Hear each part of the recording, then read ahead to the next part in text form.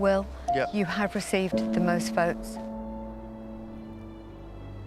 Will you please reveal if you are a traitor or a faithful?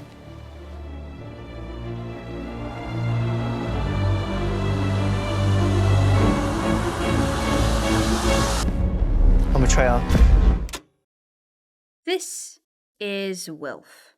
Wilf is a contestant on the UK version of the game show The Traitors. The Traitors is a reality game show broadcast on BBC One from November to December 2022. This version was presented by Claudia Winkleman, produced by Studio Lambert, and featured 22 contestants. There's also an American and Australian version of the show, plus the original Dutch version, not to mention countless other adaptations or shows with similar premises. That premise is very similar to things like Mafia, Werewolf, Wink Murder, Danganronpa, Trapped, or It reminded me of Among Us. wherein some of the group members are secretly killing off other players, the faithful, and there are daily votes held to eliminate those deemed to be traitors. There are also challenges a la I'm a Celebrity or Raven, which help to build up the prize fund that everyone is competing for. Over the course of its month-long broadcast, The Traitors became a smash hit, catapulting the contestants into minor stardom, becoming the biggest new BBC show in 2022 for young audiences, being constantly parodied and memed on and about on social media, and even being nominated for 3 and winning 2 BAFTA awards. Just under a year after the show, the Royal Society of Television hosted a Q&A session with cast members and people from both the BBC and Studio Lambert who were instrumental in the show's creation. The session is titled Anatomy of a Hit, and it's a really interesting watch that I definitely recommend, talking about the creation of the show from concept to casting to filming, and going over some of why the show was such a hit with audiences. But if you want to know why I specifically love this show, hate this show, and just want to talk about this show, then welcome, friends. And strap in because this is a long one. This moment I'm a traitor. is important, but we really need to discuss the entire show, its highs, lows, and everything in between that led us here, in order to properly understand the slow, inexorable process of how the traitors stole my heart. Spoilers for these things abound. This is the ultimate game of deception, skill, and trust. This is The Traitors.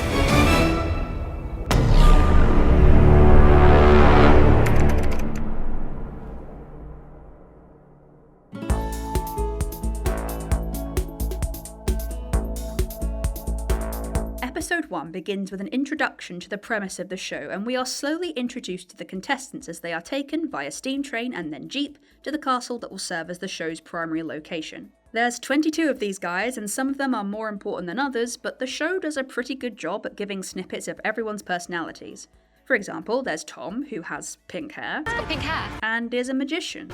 I'm a magician. There's Aisha, who says, I'm going to be honest, I don't like magic because I don't like not knowing how things are done. so that's a good start. There's Alex, who has her head in the game already. I got a first in psychology from UCL, but no one here needs to know that. There's Matt, who has an obvious crush on her. Alex is very pretty. Let's say that.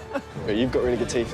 Thanks, you got nice teeth as well. Thanks. Shakespearean. There's Aaron, who is an open book, apparently, so that's really going to help in this game. Ivan's character trait is that he writes. He's an author, and he writes, and he talks about Agatha Christie, and he writes. This is already like an Agatha Christie novel. There's Kieran, who very clearly means business. I'm ready to get cracking. I've obviously got to mingle with people, start building my alliances, let the games begin. And Amos, who very helpfully just did his own introduction.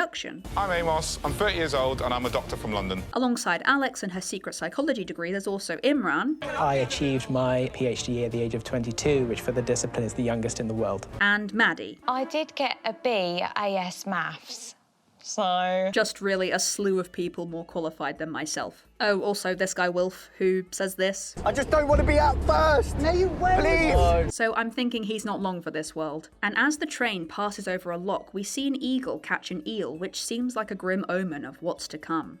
The contestants arrive at the castle and assemble in the courtyard, where Claudia gets them to organise themselves in order of how likely they are to win. It's reminiscent of that one scene from Squid Game where they have to choose what order they cross the glass bridge in, except with less dire consequences. So you two, you think you're going to lose?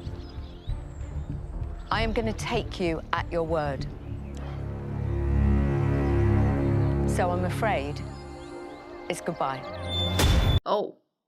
Well, that was fast. So already barely 10 minutes into this first episode and we've lost 2 contestants. Kieran. Let the games begin. And Amos, who is 30 years old and from London or something. And you're probably thinking that this isn't really a big deal. Shock evictions are hardly anything new on game shows. That's true, but A, this is only the beginning, and B, tell that to these contestants who seem weirdly deeply affected by the elimination of 2 guys they just met. I mean, I know it takes like 40 years to get to Scotland, but surely they can't have bonded that much. Having Kieran and Amos ripped away so quickly today, I'm like, oh my gosh, it's going to be so painful having like people who you make friends with just ripped away just like that. All of a sudden, 2 people are gone. I can't explain how much it's messed with everyone's mind. I think that fundamentally changed the way that I was thinking. I thought, I need to be here and I need to play the game. You just meet complete strangers and you bond with them really quickly. Exactly, and then yeah. all of a sudden, that's taken away in an instant. I don't know if I'm going to be able to cope. I don't think I will. Regardless, that's 2 contestants out already, and after Claudia's explained how the game works, Get them before they get you. the others take a look around the castle, which I'm assuming is just here for the Cluedo vibes. This is like Cluedo, guys. Colonel Mustard in the library with a dagger. And complete with vaguely creepy portraits of everyone. Yay.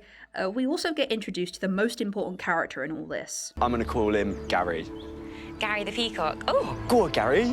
so pretty. And Alex has a startling revelation. Not only am I keeping the acting a secret, the psychology a secret, another big secret I'm keeping is that my boyfriend is also in this game. Oh, okay, so her and Matt must be... Tom.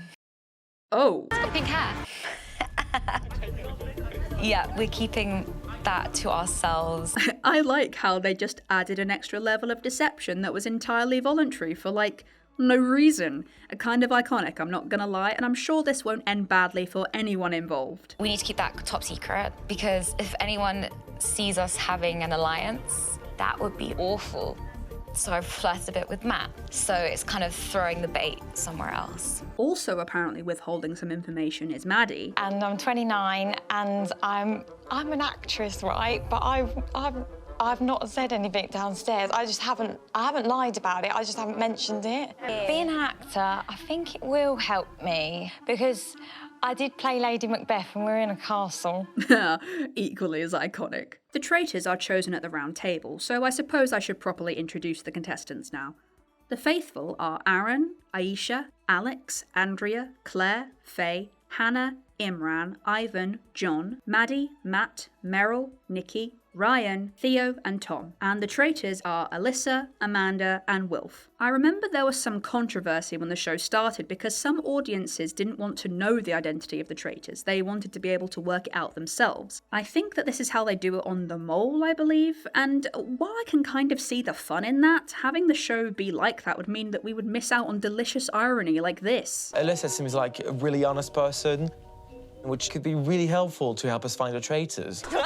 Oh, Amanda was there. I'm not gonna lie, I know shit, it's not Amanda. Yeah, I was looking at her and then you I looked at her dead in the eyes and it was not her. I was like, it's not her. I don't think it's her. No way. I mean, if it is, I'll be gutted. I'm not joking when I say that like 80% of the entertainment factor of this show is just laughing at people being wrong about things. I'm such a nice human. Not revealing the identity of the traitors might not work for another reason we'll get onto later, but for now, let's just super quickly go over the rules. There's 20 contestants, 17 of whom are faithful and 3 are traitors. And yes, the traitors know who each other are. Traitors can choose a faithful to kill every night to reduce the numbers, and another contestant is banished every day at the round table.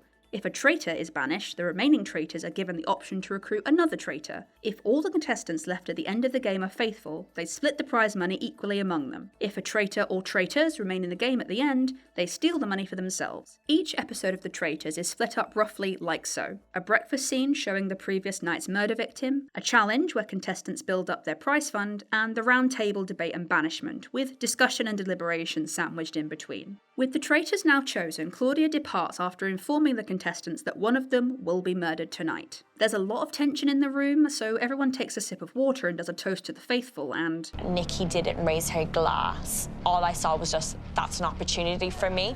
Nikki didn't drink. Okay, I don't see how that's relevant. I don't know, is she, isn't she, but it doesn't matter because she's not me. You know, all I see is that's me lasting another night. That's me at the round table, clear.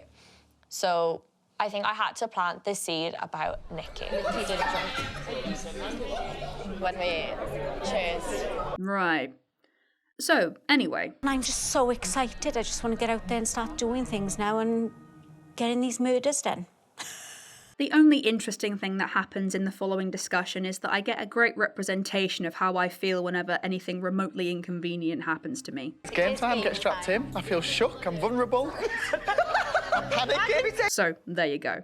One of the main weaknesses of the format of the show, in my opinion, is that a significant portion of each episode is dedicated to the challenges, which, to be honest, aren't hugely engaging. For example, in this first episode, the contestants are split into 2 teams, and tasked with, tying a bunch of ropes together to make a fuse that part of the team has to light with a torch they get from, like, across a lake, and they have to row to get it, and they have to ignite some massive goat effigy, and it's a race against time as well as the other team. And I mean, I get why this has to be here. You'd normally expect challenges in a game show, and it's obviously like the main point of the show that everyone is competing for money that you have to earn somehow.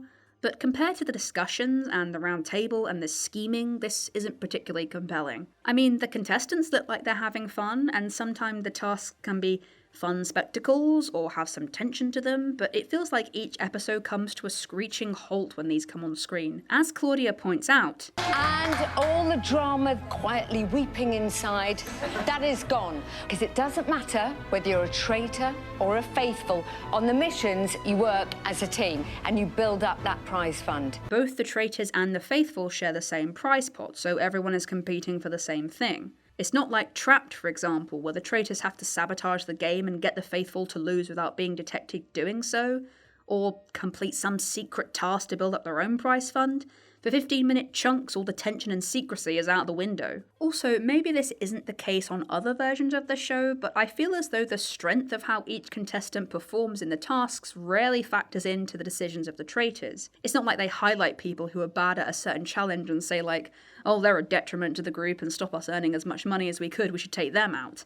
It barely ever gets mentioned by anyone. Plus, I think it would feel a little weird if people did do that, because 90% of these challenges are physical. So you've got people like Meryl and Andrea who are sometimes at a disadvantage, and it would feel a bit weird if they were murdered purely on this basis. The challenges aren't awful though, and to be fair, some of the intellectual or discussion-focused ones can be interesting. And things get mildly intriguing when the contestants start competing not just for money but for shields, aka immunity from murder, but honestly, I ended up fast-forwarding through a lot of these when watching. There's nothing to really differentiate a lot of these missions from something you'd see on any other game show. So the traitors are not really under scrutiny during these parts of the day, which is fine, but this indirectly leads to the main issue I have with the show's premise, which you can probably quite easily work out for yourself. You're probably thinking, how exactly are the faithful supposed to work out who the traitors are if all the murders are done in secret? And, well, that's the problem. The traitors, 90% of the time,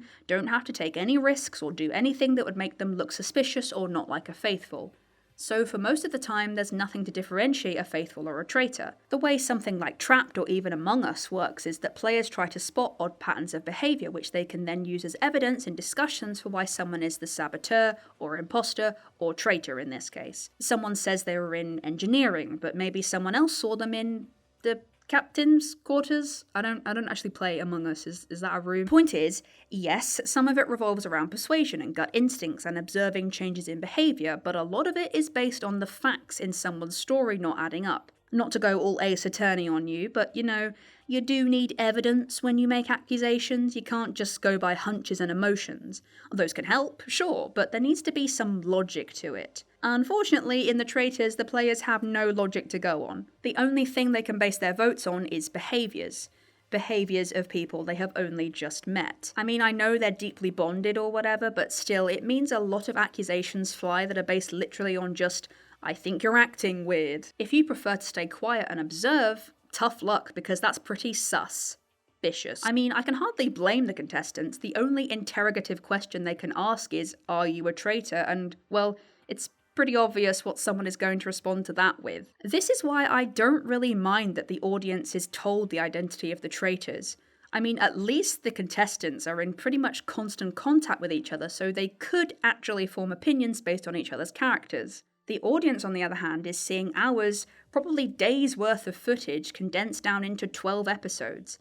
Snippets of the contestants that have been edited and rearranged into a compelling order. So how would we even begin to try and guess who the traitors were if we didn't already know? The fact that I've even made a video essay, a ridiculously long video essay at that, on this show, should tell you that this flaw doesn't spoil my enjoyment of it. And honestly, I don't know how I'd fix it. I just think that perhaps it's something to work on in the future. It would be more interesting, I think, if they could make judgments based on people actually behaving suspiciously. I did see something suspicious. Go on. Go on. So, you know when we raised our glasses, one person didn't raise their glass. That who was that? It was Nikki. Nikki didn't do this? She didn't raise a glass. Okay, Alyssa, honey, I know you're a traitor, so you have to spin this web of deception, but I don't think people are taking the roles of traitors and faithful quite so seriously that Nikki did not feel able to raise her glass in support of the faithful. Like, dang, imagine being so committed to the roleplay that you're like, my god, I can't toast the faithful when I'm a traitor. That would be traitorous. I know you're all super immersed here, but somehow I doubt that extends to real life people actually acting out background details you'd see in a YouTube short. Oh, it's nice, actually. It's nice. Oh. Faithful fancy, traitor's tipple. Oh, no, because I want that one, but I'm not a traitor. Oh, for God's sakes. Just try my trick. Yeah, try to see how strong I was. Oh, Alex is great. She's lovely. You got your beanie on? I know, I'm happy. No, I just Over the moon. I just want to tell the London people. Thank you. She's got good teeth, good eyes, good face. She's easy to talk to. It's just all good. Matt, please stop. I'm in enough pain as it is. The contestants finish the evening with their drinks until the clock strikes midnight and the traitors congregate in the traitor's turret. But first they have to take the traitor's oath. Do you promise to lie and deceive throughout the game? Totally, I do. Are you willing to murder a fellow player every night? I do. Well, that's my immersion ruined. And do you vow to keep your identity and the identity of your fellow traitors a secret? I promise. Okay, this is yours. You are now officially a traitor. Happy murdering. Thank you. Off you go.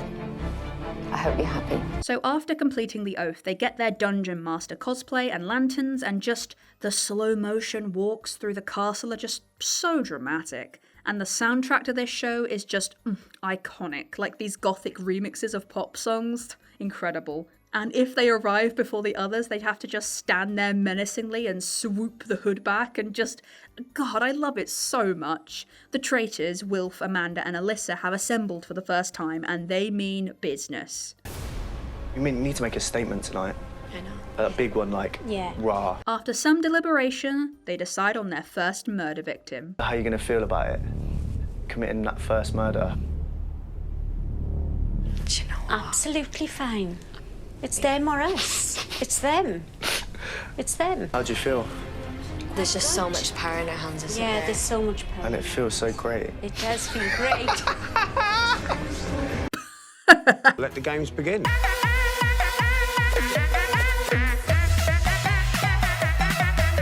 Episode 2 begins with all the contestants sitting down to a pretty nice-looking breakfast spread, and we have everyone slowly filtering in so there can be a dramatic reveal of who didn't survive the night. I could not have been more relieved.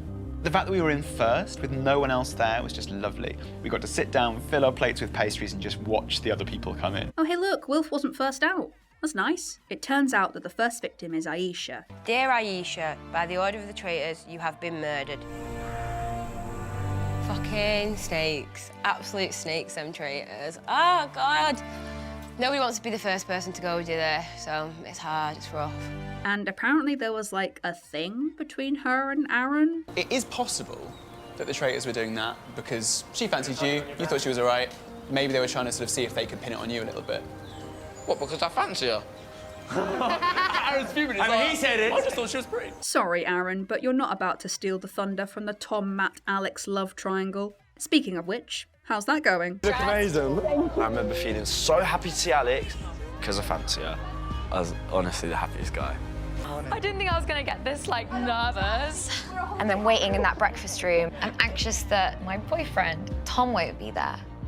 Tom and I decided it would be best to hide our relationship It's hard, 'cause obviously I want to like make sure he's okay. Come in!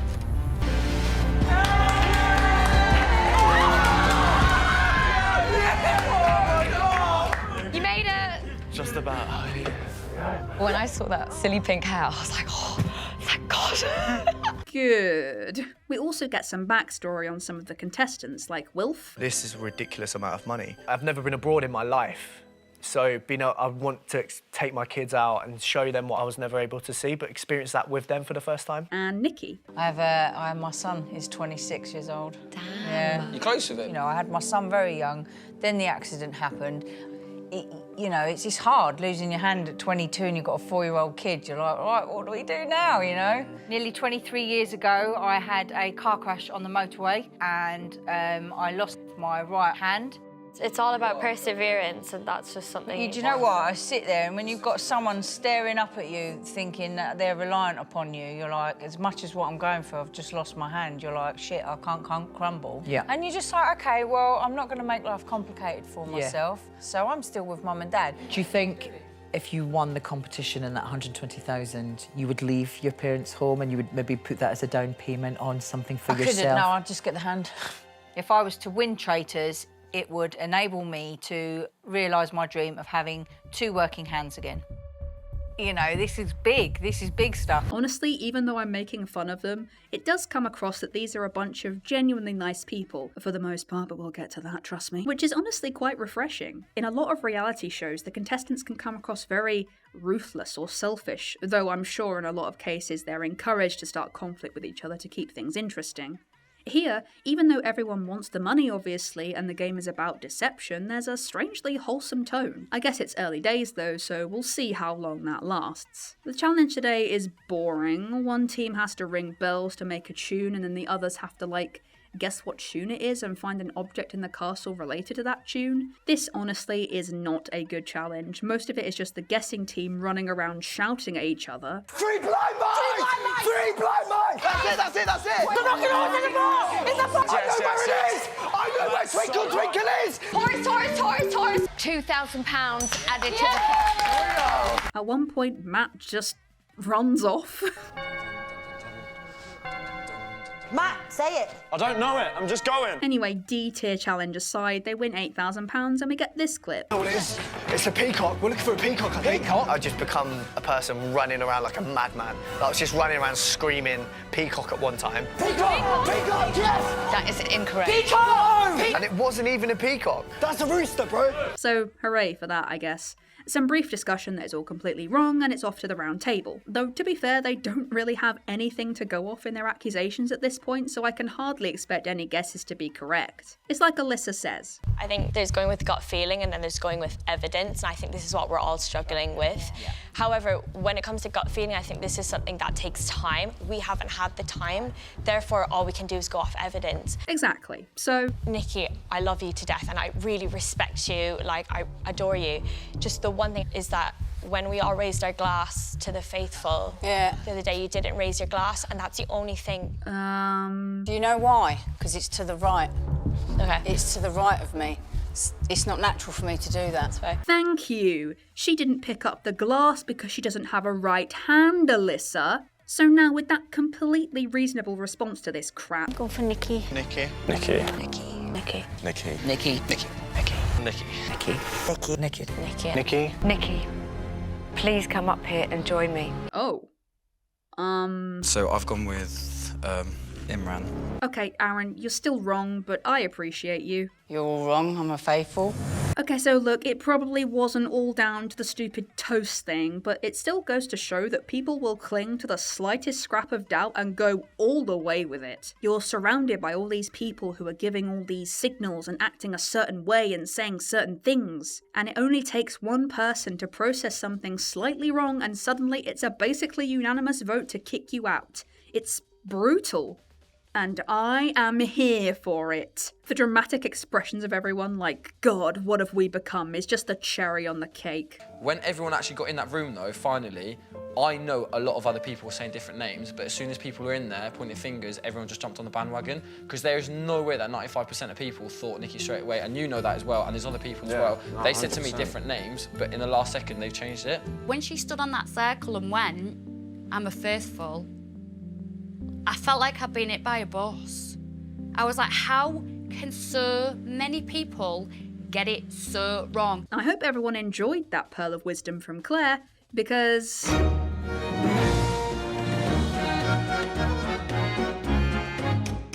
Claire's dead. Dear Claire, by order of the traitors, you have been murdered.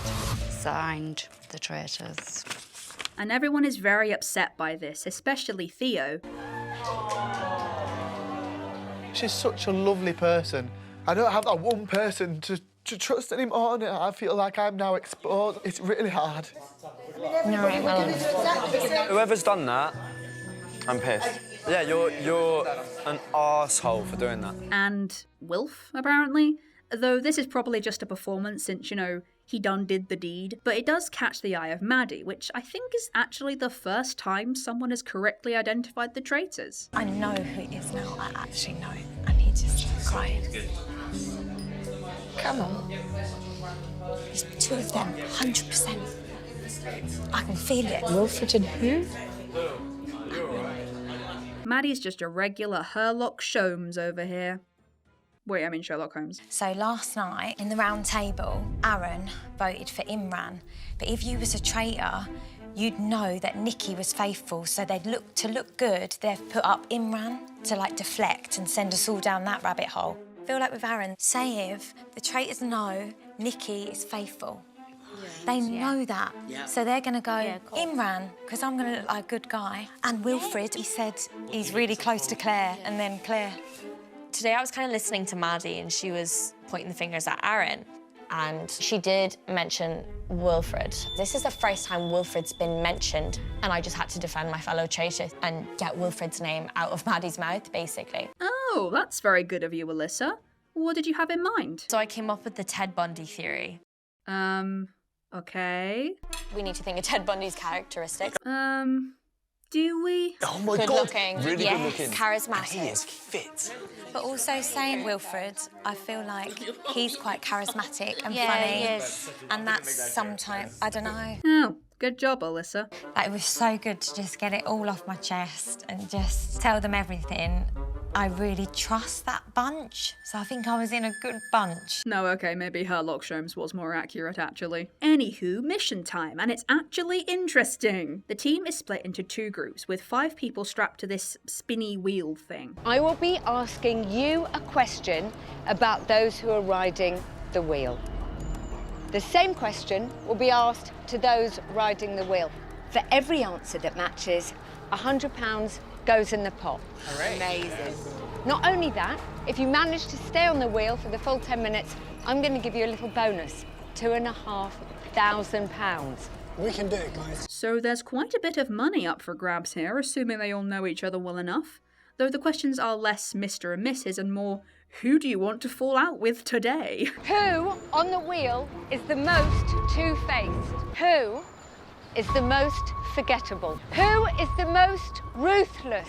This is exactly the kind of drama I'm here for. Go ahead. John is voted most likely to be a faithful. Theo is the best company on a desert island. Matt is the most likely to flirt their way to the final. And has a crush on Alex, guys. I don't know if you knew, but they remind us again, just in case you didn't. I'm confident enough in myself to flirt my way around, but that wasn't really my game plan to flirt with no one, but I fancy Alex like nothing else in the world.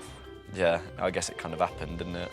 Whoops. Faye is voted most ruthless and most two-faced, which, oof. 5 more people get loaded into the wheel for the second round. Alex is voted most likely to Google herself. Maddie is voted the most gullible, which, the disrespect, I can't. Ryan is voted most forgettable, Andrea has the most influence, and Meryl is the most deserving of the prize money. Speaking of Meryl, I've got achondroplasia, which is short stature. I've always been below the height, so I can never go on it, so I've never been like upside down. You okay? Oh my God! Oh my God! Okay. I think a lot of people just draw assumption that I'm basically wrapped up in cotton wool, and I feel like they're quite shocked by, oh, she can do that. Oh my goodness, I never knew that. I just like to prove people wrong. if you were expecting me to make a joke there, I'm not. It's just a really nice moment. Like I said, this seems like a really nice group of people, and they honestly all have good reasons for wanting the money. 8,000 added to the prize pot, which is really good. And I'll be honest with you, I just love that money so much because it would just mean I would be able to help my mum out as well, be able to support her and do loads of good and nice things like that. If I won the money, I would definitely spend some money on some of the boys at my school. I'd take them to Disneyland Paris and for a treat, and I probably would look at, you know, retiring, so that would be good. That money for me would not only change my life, but I would spend that money on kind of opening up a gym to provide a safe hub for people, to be able to get cheerleading on the map within Leeds as well, and just to be able to create a safe place for people. And another thing is that while I don't really agree with Claudia that this trial gave anyone any pieces of evidence, because as we know there is no evidence in this game, it's at least entertaining to watch these kind of very basic psychological questions. Like it's just some slight spice being added to the otherwise boring missions, which is appreciated. What was the one about me that you all voted for? What was it again? Who's the most honest? Oh, yeah. Most likely to be faithful. That's what it was. Yeah, I think it was most And you likely genuinely to be think that? Yeah, 100%. 100%. 100%. You act faithful. Are you faithful? 100%. 100%. Are you faithful? I'm 100% faithful. 100,000,000%. I don't think I haven't got it in me. No, I wouldn't have it in me. Are you faithful? 100%. Good.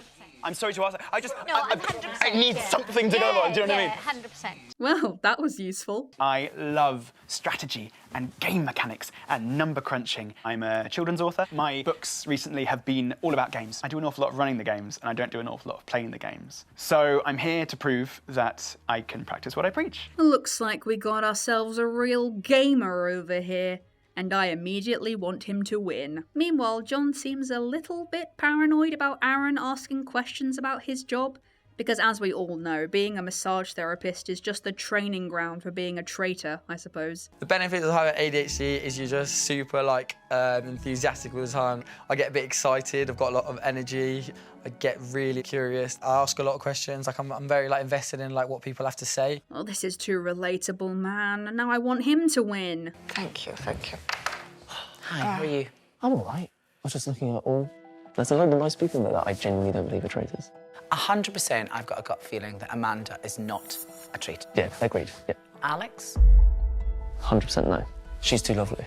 Do you think because she's very beautiful that you as straight men... No. Really? No. What about Will? Possible. It is possible. Yeah. When he found out that Claire had gone... Oh, he was crying. He was crying, and I thought... Why are you crying so much? So much. Yeah. That made me go, you don't know her that well. But what about the bonds, John? You just meet complete strangers and you bond with them really quickly. Anyway, it's not looking so good for Wilf. Even he's getting paranoid about the upcoming round table. I think everyone's getting a bit overwhelmed as well. Nobody said your name. Maddie said my name earlier to someone. I think I don't trust this. All right, no. We're done. Let's do that. Amanda and I were both there defending. Yeah. Full. Promise. Because I don't want to be fucked over. Because I'm so anxious today. Look, if I was going to go against you, I wouldn't do that in front of Amanda and incriminate myself. All right, go on. I was confident, but obviously my name's come up. And now, I was so nervous. It's hard. All I can do is pretend I'm faithful at the moment. Into the round table we go, and it's Detective Maddie on the case. So I feel like yesterday we all went with our gut and we got that massively wrong. So I was looking for signs, and I'm gonna vote Aaron as a traitor because I love you as a person, Aaron. I think you're great, but you held up Imran, and I feel like if you was a traitor and you knew Nikki was a faithful, everyone's voting for a faithful. Oh, I'm gonna seem like such a good guy if I send everyone off in a different direction to Imran. And I'm gonna send them down that rabbit hole tonight, so everyone votes Imran tonight. You're the only one, and Wilf, I think, mentioned Imran. Yeah, I did. Maddie, she's the only person who's going to be detrimental to me. The thing is, her theories are just ridiculous, but she's right about me. Ooh, I'm sensing the start of a beautiful rivalry here. Let's see. Properties I know and like where there's an obvious culprit and a detective who clearly knows it's them. Yeah, that works. Kira, I will hunt you down wherever you're hiding and I will eliminate you. I am 100% a faithful. Suspicions are cast on Imran for, really no reason at all other than the fact that his name has been mentioned sometimes, and I guess he's come across vaguely ageist in some of the challenges too. Alyssa also brings up Aaron as a possible suspect, and just in case you're wondering... And just going off of that, and like, you know, this morning we also have to think about, you know, it was Claire and Aisha that were murdered. We need to think tactics. Why? This hasn't been mentioned yet. Yeah. Do you know what I mean? I agree. Why? What's their thought process behind this? And the only thing I can think of is deflection. They're two of the same group. And in that group, and I'm so sorry, Aaron, is yourself. And I know I made this joke this morning and I was just like, oh, we have a Ted Bundy on our hands. And Ted Bundy is charismatic, good looking and sweet. And that's you, my love. I'm begging you here. Today, when I was trying to massage yourself, you were kind of grilling me. How long have you trained? Yes, you were. no way. Yes, No, let me please. finish. Yes, you were grilling me. Asking about my qualifications, asking me how long I had been a massage therapist, what levels, really trying to trick me out. I get really like, I've always said this, like, one of my top qualities is I'm curious. I get curious, I ask But you've a lot of asked me questions. before. You've asked me the same. Can I not be like interested? Like, But you were asked me given... the same questions. Can I just ask a quick question? Who else actually thinks it is? Like, who like every single one of you Thinks here that right you're now? a traitor? Look at me exactly in the eye. Like, I want to know. You can't pull people out about it. That's the point of the game, John. So heading into the vote, it seems like people are split between Imran and Aaron. So I'm really sorry, Aaron, but it's your name on my board. Unfortunately, I'm sorry, it's also going to be Aaron. Aaron, I've written your name down here. So stuck with you, Imran. I'm going with Imran for the same reasons I went for yesterday. Imran, I'm really sorry. I'm going with you. I think you're a traitor. My vote actually is going for Theo. Meryl, who have you voted for and why, please? Wait, hold up. Imran?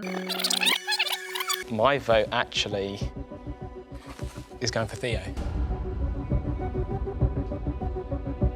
Because your emotions are quite forced when you want them to be.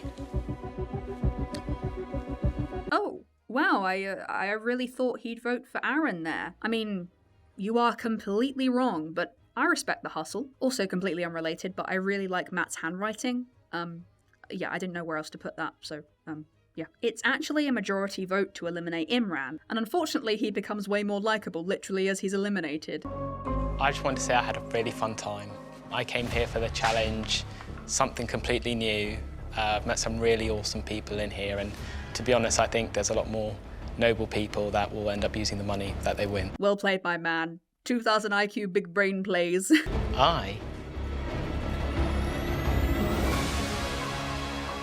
I'm a faithful. Oh! My God!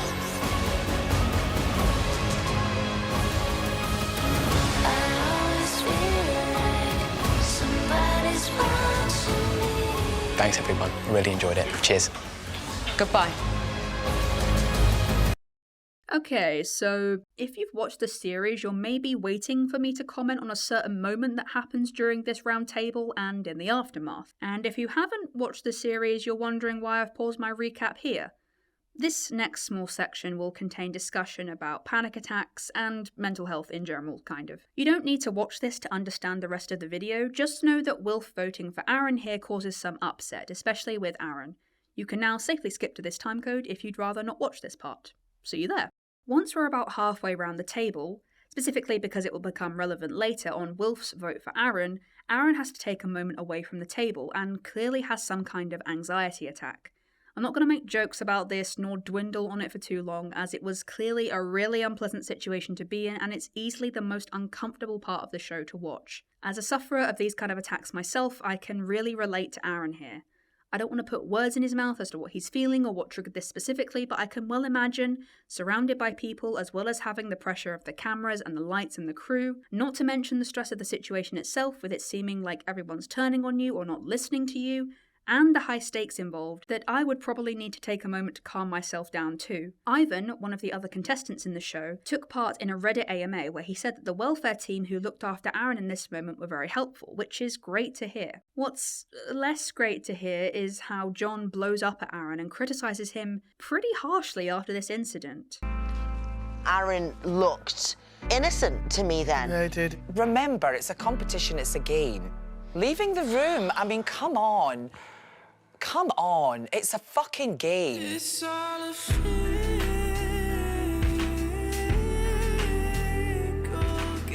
Can I just say something really quickly? Like, why didn't none of you guys say it? Like the ones like John, like why didn't you say it earlier? Because you deflect. You don't ever sit down and talk about yourself. It's all like you're on a lad's holiday. So that gives me cause for concern. I'm entitled to my opinion. I don't understand why you're raising your voice. Because you're talking through me and I find it disrespectful. Genuinely, like, look at me dead in the eyes. Do you actually still think I'm a traitor, yes or no? I couldn't tell. I think every bloody person's a traitor. We all think everyone's traitors, mate.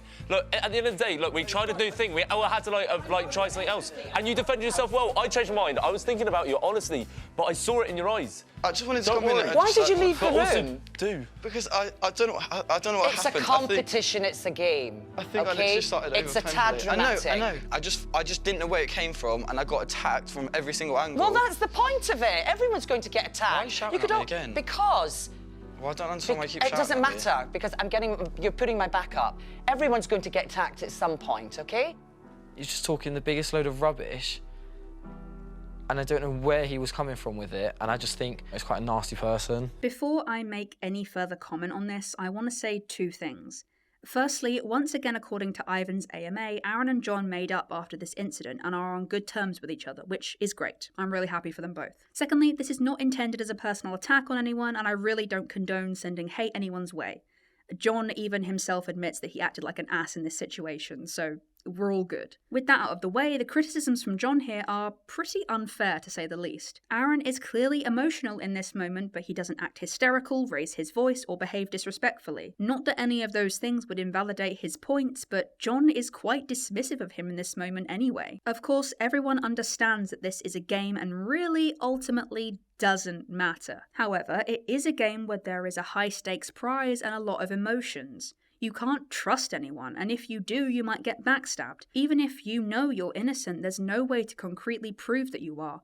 All you have to do so is your own persuasion skills, and if it looks like those aren't working, then it's understandable that emotions will begin to run high, and that can be overwhelming for some people. I mean, a slight spoiler, but the same thing happens in the next episode, literally to John. He gets accused of something, becomes overwhelmed, and leaves the room in a state of heightened emotion. It's a very reasonable reaction to a very stressful situation, and speaks to the emotional investment the players have in the game. I'll be honest, the way that some players talk about Aaron having a panic attack as some tactical maneuver to manipulate everyone doesn't sit entirely well with me, but then again, I'm the one with all the information. I'm naturally more sympathetic towards Aaron here because I know he's being wrongly accused as a traitor. But even with that in mind, to be this dismissive and, to be honest, rude about a genuine attack of anxiety is just, sorry, but it's a dick move.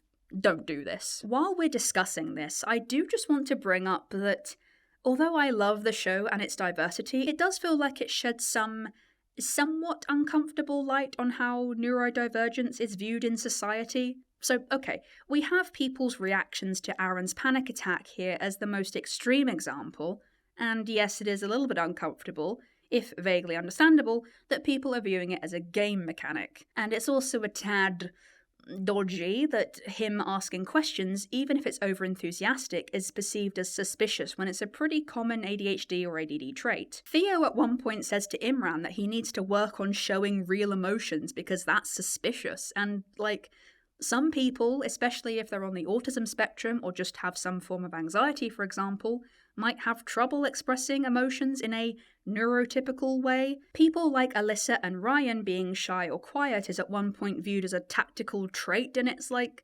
I don't think any of this stuff is meant with malice, but it does just suck a bit. Like, I would hate to see someone incorrectly voted out because of a genuine issue with anxiety or whatever. It's a bit crap to see those things viewed inherently as negative. And again, I just want to reiterate that I'm not saying any of these examples I used are genuine, like I'm not diagnosing anyone with anything here. Aaron is the only one to explicitly say he has ADHD. But I'm just gonna say it's something I noticed. Like, it doesn't ruin the show for me. In fact, it isn't even really part of the show. It's more just something I thought it highlighted as a societal thing, if unintentionally. I know what you're thinking. It's been a while since Maddie's had another theory. So what have you got for us this time? I'm here to solve it, and I actually think I might have nailed it. So Will votes Aaron. He then starts having a panic attack and leaves. So there must be two traitors, and one of them's just backstabbed the other one.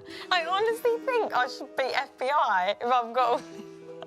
like, hello, MI5. Actually, no, because you wouldn't say that you're MI5 if you work for MI5. You know what I mean? Really not helping the L comparison, but okay. Speaking of Wilf, his name is getting brought up quite a bit, actually, so he'll probably be out soon. I took away 2 people. I don't think it's you. You need to just... I like how even his fellow traitors are like, mate, can you calm down a bit? Cheers. Do you know what, yeah? I decided today I'm going to go a bit OTT, so then I can calm it down, and then people go, you've changed, and I'll go, well, you told me that I shouldn't be upset. However, I will say off the back of that, Yeah. it's not worked in your favour. Yeah, I know, yeah. And your name has been dropped. I know, yeah. But we backed you 100%. Yeah, and I can 100%. tell you that honestly. Yeah, cool. We're going to back each other. Yeah. It's your turn today, it'll be your turn, it'll be my We'll turn. all We all have just it, need to be there. To hear Alyssa and Amanda had my back, it was amazing. They're amazing people. Day 3 has already been pretty eventful, but Claudia reveals a further twist. There will be no murder tonight. You're going to choose 3 players to put on trial. You may choose any 3 players, including yourselves. You will observe them all day tomorrow, and tomorrow night, you will murder one of them. I will announce the 3 players that are on trial tomorrow at breakfast. So choose wisely. You don't have long. Good luck. This gets so much harder. Door creak sound effect, okay. So episode 3 was pretty hectic, huh? Hopefully things will be a bit calmer tomorrow.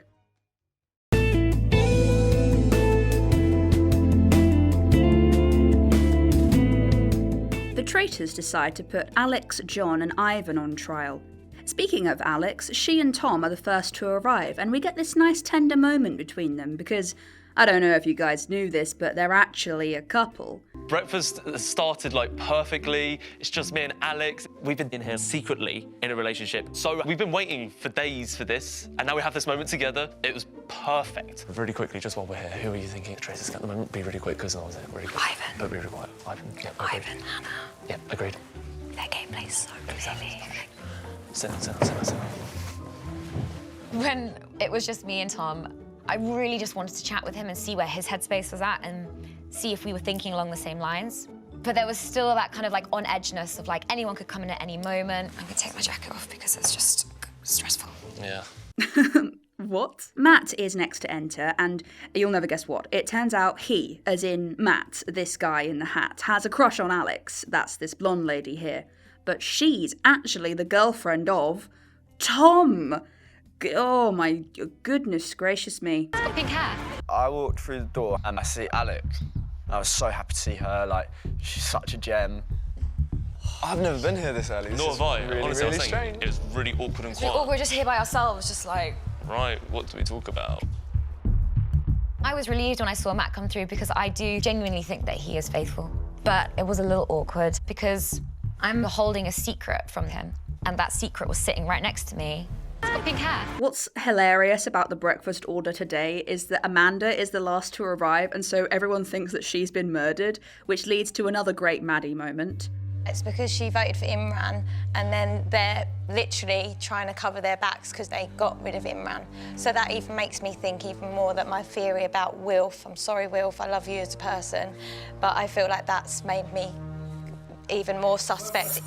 Maddie has sort of identified me as a traitor, but for the wrong reasons. And I'm struggling on how to play it, because I just didn't expect it to happen to me, to be honest. Like, let me be honest. What? Oh my God! Yes! Wait, nobody died? Nobody's dead. Side note, something they really need to fix for the next series is the fact that the last two to arrive at breakfast every morning are basically guaranteed to be a faithful. I know they want to keep it in suspense for the audience, but it would be really annoying if this led to dumb metagaming. Amanda is the only person who arrives last who is a traitor, and on this night no one was murdered anyway. Once everyone is assembled, Claudia tells everyone the deal.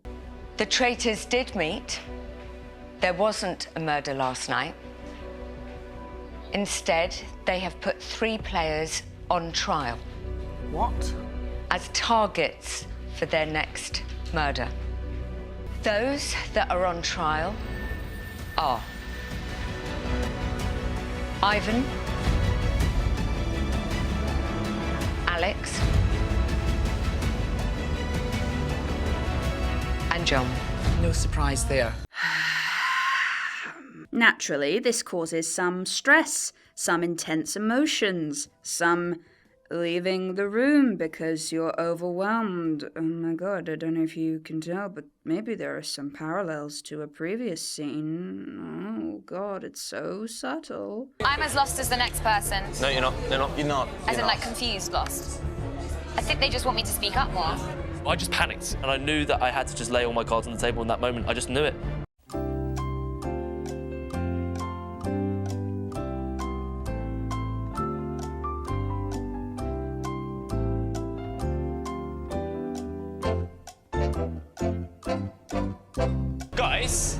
Guys, straight up, this is a lot. Yep. Obviously, we've got 3 people on the line here, and I'll go be honest, love you all. Alex isn't a traitor, straight up. She's my girlfriend. We came in here as a couple so that we can find traitors. What we tried to do is come apart separately, hear where there were individual stories, to combine them, to then try and spot out traitors. You're not really fun. You just can't get into it. People, 100%. Detective Maddie strikes again.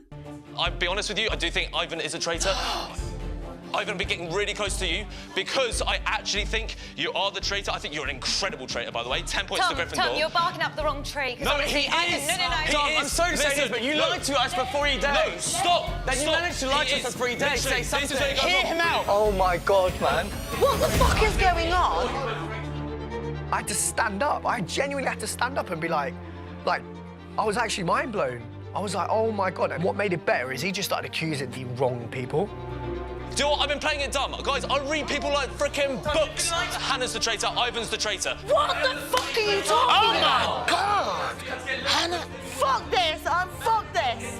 These two been lying all the way through. Defend yourself! Defend yourself! I don't... We're getting shooting, they've been coming in doing nothing. I thought we were mates, and he's just point blank accused me of being a traitor. Tom changed in that breakfast room. I think I've changed too, Hannah.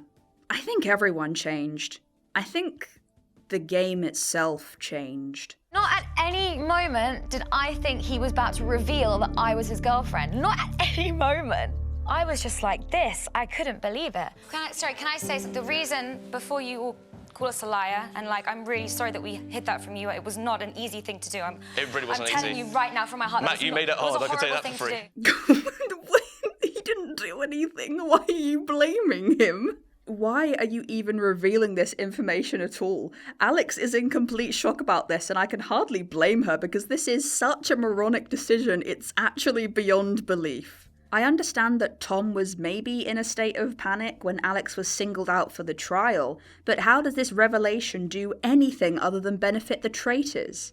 Tom even says that he expects either Alex or him to be killed tonight, so what was even the point? People are gonna look for any reason to suspect someone, and yes, logically, lying about this is completely irrelevant to being a traitor, but goddamn, have any of these people proven at any point that they're at all logical?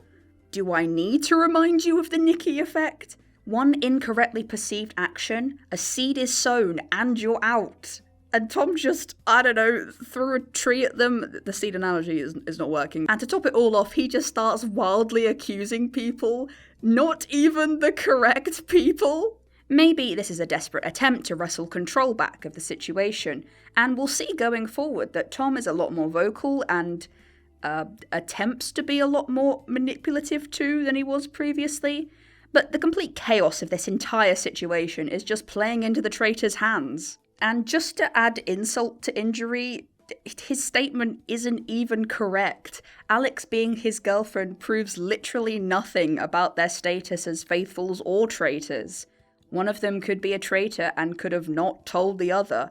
One of them could be a traitor, has told the other, but the other is lying to protect them. Or both of them could just be traitors. All that I'm going to say on this fact that's just happened here, you've both lied to me. Yep. To my face. And that's fair.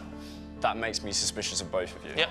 And like, I'm upset. Do you know what, it hurts? I Tell you what hurts more than this? I tell you what, having to hide like this behind everyone's back just to try and find the traitors, which are winning at the moment. They're winning. I do feel bad for Matt because I did think that we had a nice friendship, and I think he felt that he could trust me. Seeing his reaction to him finding that out did hurt a lot. I didn't come in here thinking that I was going to find myself a girlfriend or anything like that, but it's literally just the fact that she's lied. I've always said in everyday life, I'll trust everyone until they cross me. And then when they cross me and they lose my trust, that's it. Okay, like, aside from the fact that this is maybe the wrong show to apply for if you don't like being lied to, I guess this is kind of a thing that you probably didn't expect to get lied to about, so yeah.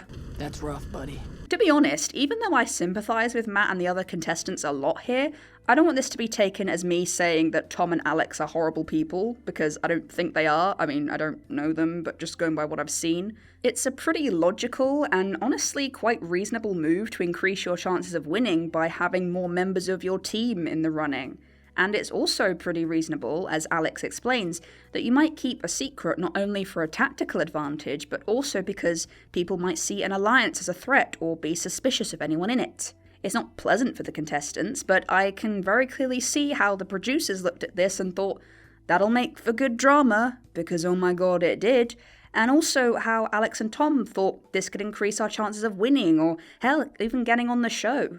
TLDL, I guess, I don't think they went in with the intention of hurting anyone with this whole deal, nor of causing World War III over the scone platter, but my god, they did, and I'm living for it. It's fantastic. The sheer carnage of this breakfast scene, by the way, also I'm going to start calling it the Red Morning, just because it's iconic. It's diffused when Amanda, absolute queen that she is, rallies the group together like, oh, can't we all just get along? I'm not going to do a Welsh accent. Can't we all just get along? We have to work together. It's us versus them. And then is just very clearly relishing the pure chaos of these revelations in her little interviews. Of course, we didn't realise by putting Alex on trial, this huge secret was going to come out. We couldn't have picked a better pawn in this game. And of course now, for us as traitors, it's absolutely great because nobody believes any of them. Just iconic. I love Amanda. Amanda for the win. Tensions are understandably quite high after that revelation, with a bunch of names flying about. Bro, you need to calm down. You got too heated in there. I just think it has to be Tom or Alex. One of them has to be a traitor. No, but that's personal. Like that's. No, it's not personal. It's not. I literally just lied. said they've both come in and they've. But do you know what? Do you know what the other thing is? Is that I can't prove that anyone else in this room or out there has lied. I now have proof that those two have lied about something big, and they've showed that they are capable of doing it. This is actual proof. This is hard proof. They've lied. So in other words, it's literally personal. As you might expect, Tom and Alex are the only ones having unbiased conversations about who the traitors are. Well, Tom is, I guess, intellectually threatened by Ivan, so he brings him up, but also discussed our Hannah, and... I think it's Alyssa. Okay, I think she's in over her head.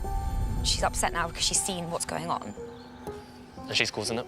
When Alex told me Alyssa, I was like, right, yep, she's been quite quiet. You wouldn't suspect her. Why is she starting to get emotional all of a sudden? Oh my god, finally some logical thinking. They also hug and have a nice moment to themselves, which feels like a good way to bookend the absolute mayhem that we just witnessed unfold. I'm here for it. You know when Hannah said that Tom changed in the breakfast room? That actually is pretty accurate. Tom spends a huge chunk of this episode going from group to group, person to person, in what he probably thinks is part damage control, part master manipulation mode. The audience, however, can clearly see this for what it is, a nervous breakdown unfolding in front of us. Tom and Alyssa have this weird discussion that's more like a police interrogation. Yeah, I don't think they're dumb enough to put themselves on trial. I think they're a step ahead. Dumb enough, smart enough, they get the choice. No, I don't think so. I think they would have thought us, because as soon as... Unless you're a traitor. But as soon as Alex put up her hand to be like... Sorry. As soon as Alex You put didn't up say her you're not a traitor. I'm not a traitor.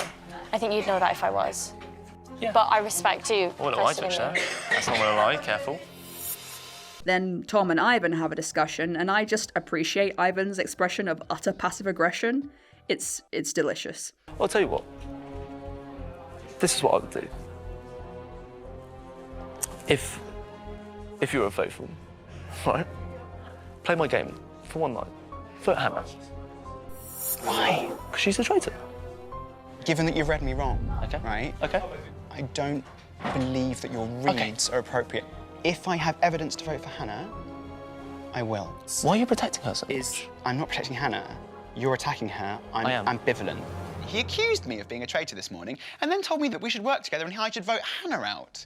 He wants to manipulate who he thinks are the traitors to vote other traitors out.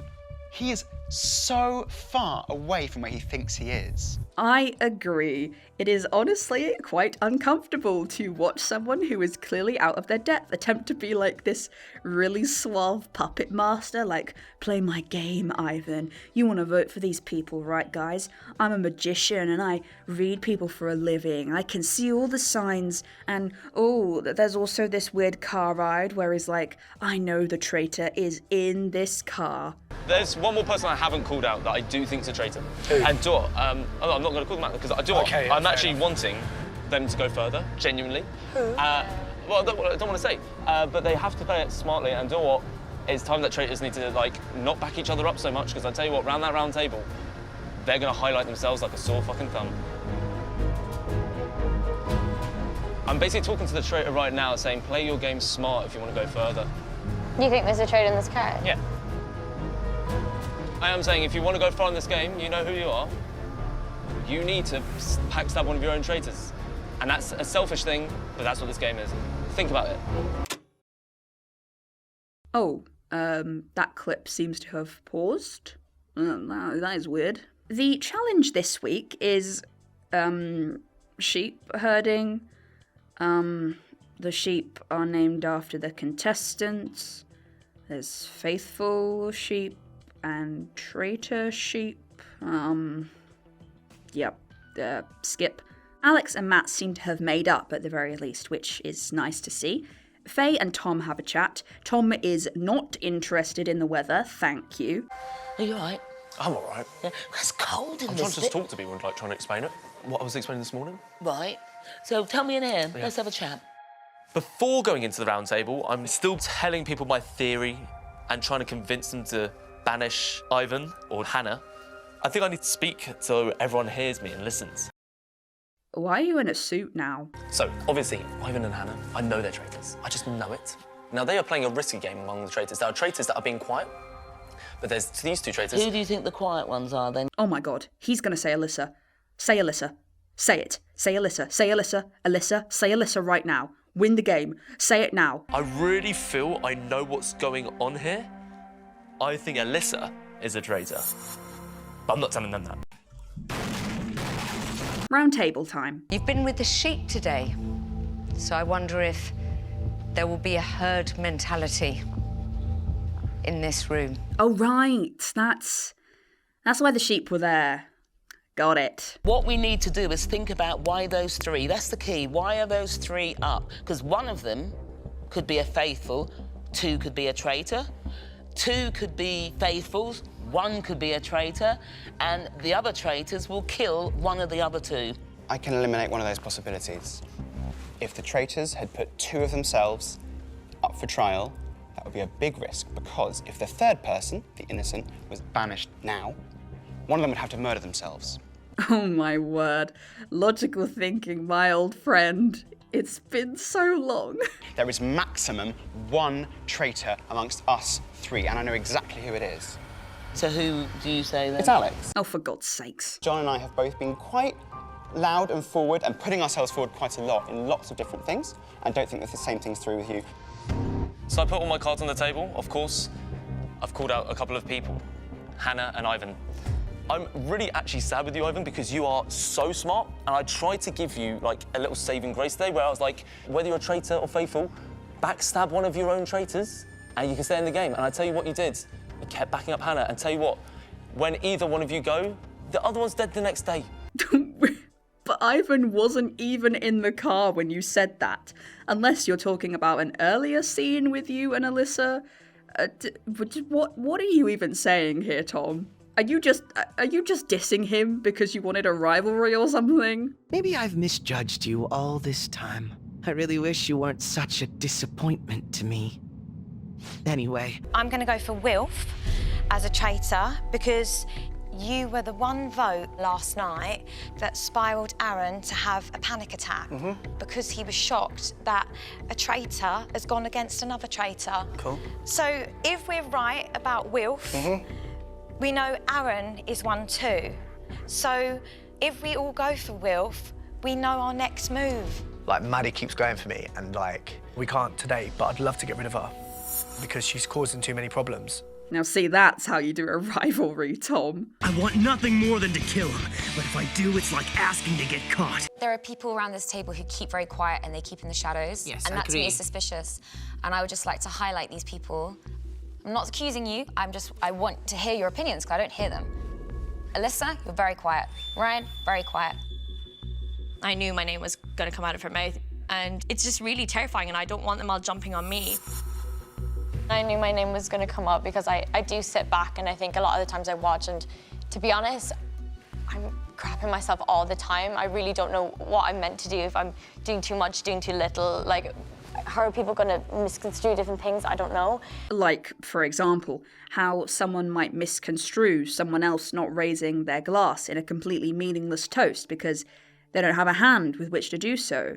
You know, for example. Sorry, does anyone think Alyssa's a traitor? No. No, absolutely I not. think we don't need to go through this torture. Absolutely. I think currently we could talk about that later on. I've got good suspicion on Alyssa. But I'm also trying to play it quite smart with her because I feel I could possibly manipulate her to keep me in. No, Tom, you can't. Moving on. So, if you could tell from that cluster heck of a discussion, there's like 5 different names that have been suggested there.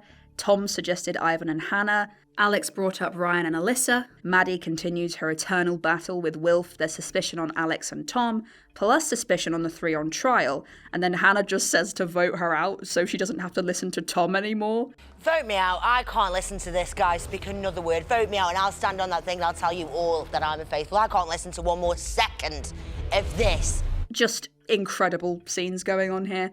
But, you know, as much as I think Tom is not at all a master of manipulation, he is, direct. I am telling you, right now, Ivan is a traitor. If he stands up there and he says he's a faithful, kill me tomorrow.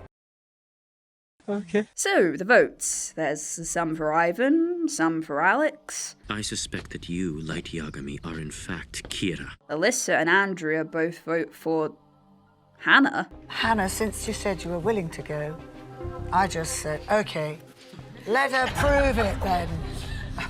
Because I don't know.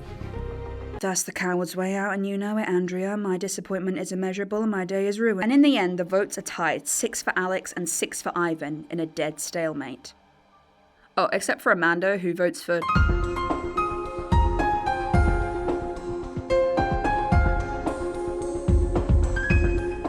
Yeah, they put the cliffhanger in a different place for that episode. Normally you have the round table and the traitors decide who to murder, and then the cliffhanger is like you wondering who that is. But this time, I guess the round table was just so dramatic that we had to wait to find out who was voted off.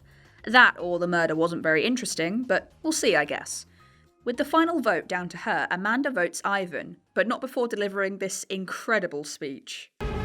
I really hated what you two done today.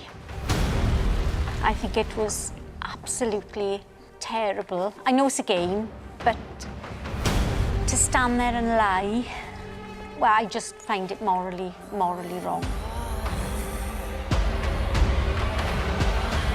But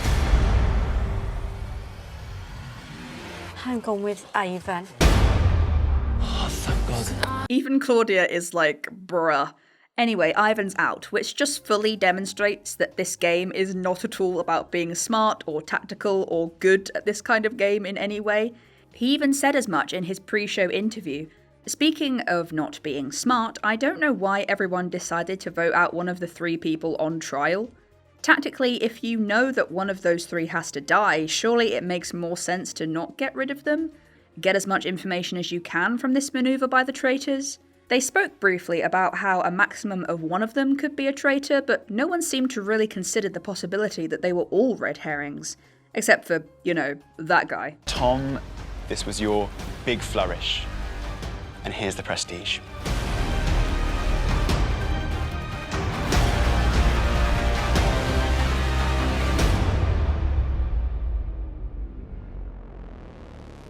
That was not my card. I'm a faithful. Why is everyone on this show just an absolute icon, though? With that out of the way, Tom has this scene which I swear to God is like an anime villain monologue. Oh.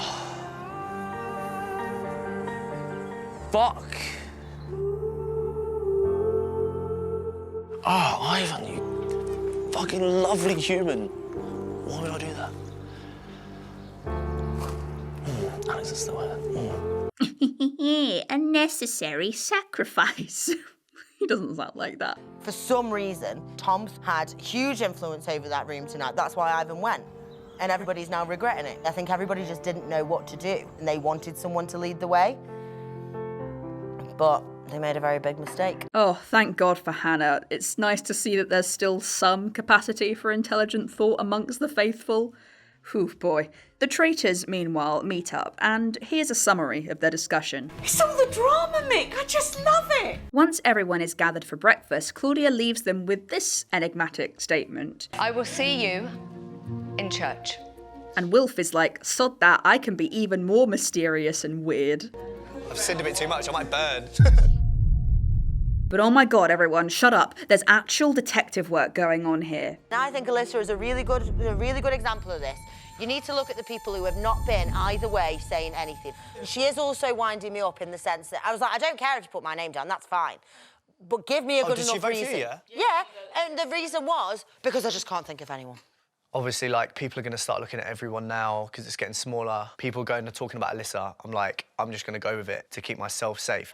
So I was like, I have to get involved in them conversations, but I have to keep just, like, downplaying it as much as I can. In fact, Alyssa's name crops up a couple of times, actually. Do you think it's Alyssa? Yeah, I do.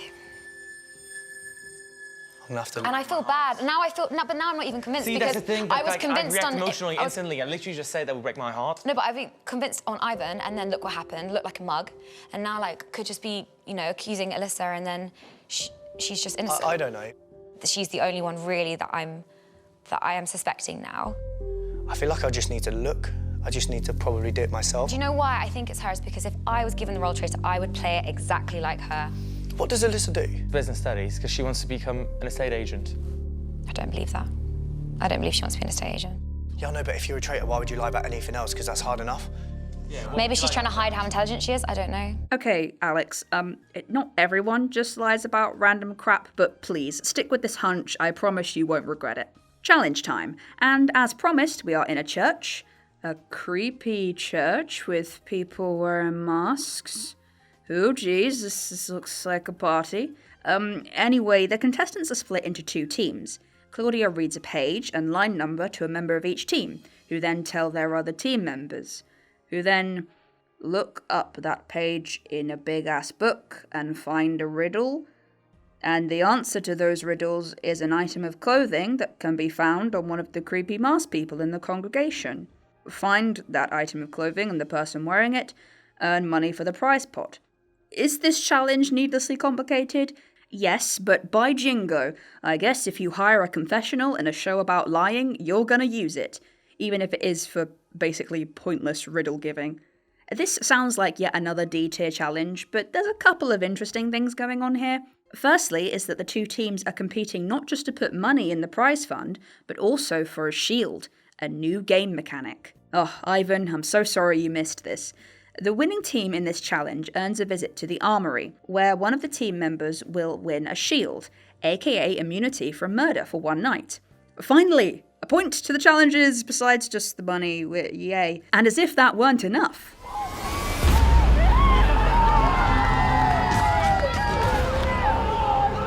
Kieran and Amos are back! Woo! Let the games begin. Kieran and Amos did not leave the game on day one. You can only leave the traitors if you are murdered or banished. I've had them hidden away separately, and they are now coming back to play the game. And honestly, it's quite cute seeing how happy they all are about this. You know, these people have bonded, it's a fun and exciting twist. And then the vibes start to feel like a study into the idea of nature versus nurture, where these two guys were separated from the others at birth and led a completely different life that was all sunshine and rainbows, and they're just now returning to meet everyone and are realising the hellish trauma they've all endured. Like, look at Amos before the round table. I'm excited to see how people are at the round table and see if I can spot the traitors. And afterwards. I'm just a bit shocked about, like, how quickly things have descended into a bit of Lord of the Flies. I think when me and Kieran left, we kind of left this kind of like bright-eyed, civilized line of people who we expected to come back and find. And what's actually happened is they've kind of been corrupted by the game into being super paranoid. Like, geez, what a depressing character arc this man has been through. The thing is, he's right. I don't think there was a particular turning point for this, although you could argue it was the previous episode. I think everyone just realised that it was a game, and yet it was all so much more than a game. Oh, so we're a couple, by the way. There we go. Oh, wow, okay. By the way, they do a small teaser here where they obviously don't yet say if Kieran and Amos are joining the group as faithfuls or traitors, but, well, seeing how they haven't actually eliminated any traitors yet, it'd be pretty cruel to add more in. And so, we have two more faithful contestants. So go on then, what are you, faithful traitor? 100% faithful, Yeah? 100%, yeah. Short chat quickly, are you a traitor? 100% no. Fitting right in, as you can see. As mentioned earlier, the winning team get to visit the armory for a chance to gain a shield. You will each enter the armory alone. When you go in there is a multitude of chests. Choose one, open it. If it contains a shield, you will have protection from murder tonight. An actual smart idea from Tom here, who proposes not disclosing who wins the shield, as that means the entire team is protected from traitors, since they won't want to risk eliminating someone who may have a shield and waste their chance at murder. So in a sense, everyone on the winning team, that's Tom, Alex, Meryl, Hannah, Theo, Amanda and Wilf, are all protected from murder. Oh my God, that's so sick! Tom came up with that idea. I thought, hang on, mate, this is tiring. So, yeah, you've got to go. You've got to go. You can't come up with gameplays like that. So they each visit the armory one by one, and Tom gets the shield after putting on a random helmet. I think that's just supposed to be like a background prop, but hey, it's obviously working for him. You do you, buddy. I got the shield. So I just need to get through this round table. As long as I get through that round table, I'll be seeing you at breakfast.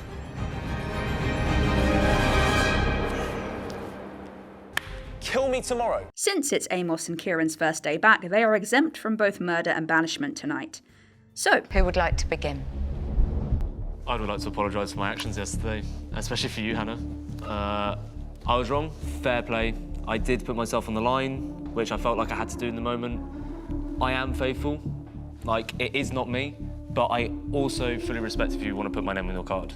And I'm going to echo what Tom said as well. I am faithful and I still believe you would be wasting your vote. Currently, it almost feels like we have no empirical evidence to go and vote for anyone, and everyone feels just as lost to each other, so we would be the easy vote.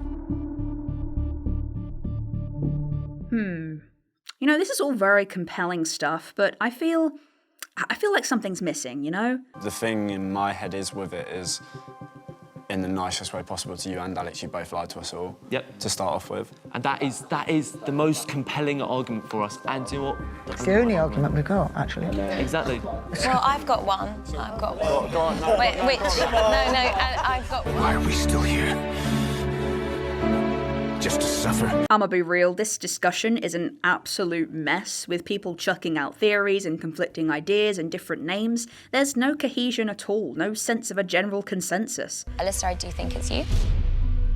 As you said, someone is a traitor. You 2, 3, 4 of you are traitors. You know, we don't bloody know, man. It's crazy. We are picking at straws. You have over-dramatised sometimes, but I don't think I'm just you are struggling here. a traitor Like, I'm genuinely after just listening to struggling that, your passion, you know. I am suspicious of you too, Ryan. Why? In my mind, I don't think Alex is a traitor. I'm going to turn back to you, Tom. So You told us that, but of course you would do that. If you were a traitor, you would. That's your guys. Yeah, but then so would a surely. faithful do that, because that's the whole point of the role we have as a faithful, is to find the traitors. But I'm that saying, doesn't as say part of the anything. guys, as a All traitor, you're you wanna saying blend is in I'm as a behaving as a faithful, faithful, right? that must mean I'm a traitor. That makes no sense to me. So, this vote should be interesting. Let's see here. First vote is Tom for Alyssa, who he did not bring up, like, at all in this entire discussion. Right. Maddie votes for Wilf, obviously. If you do the crime, you got to do the time. Alyssa votes for Alex, Andrea for Tom. Oh, sorry, Thom.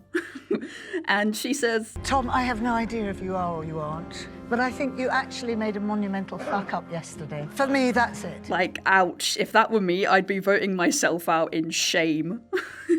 Alex votes for Ryan, Aaron for Tom, Amanda for Alex, Meryl for Tom, Wilf for Alex, Hannah for Alex, Ryan for Tom, Matt for Tom. This is revenge for being a third wheel and not even knowing it, you pink bastard. Faye for Tom, and finally Theo for Tom. So, although it's pretty split, Tom receives the majority vote and is banished. How's the shield working out for you, buddy? Just like Alex, if you vote for her tomorrow, you'll find her standing here saying exactly what I'm about to say.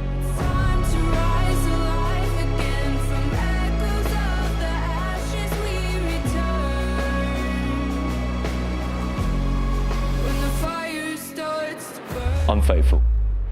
Alex is understandably upset about this. Well, to be honest, everyone is. Not just about losing Tom, but about losing another faithful, about having found no traitors, about having found nothing even close to a traitor. No leads, no ideas, no evidence, no nothing. As a cover version of Mad World plays in the background and the clock strikes midnight, the episode ends on a bitter note, that we must consider the grim possibility that before things get ugly, there's only so long you can go without a win, and only so far faith can take you. Oh, also, John went out in this episode.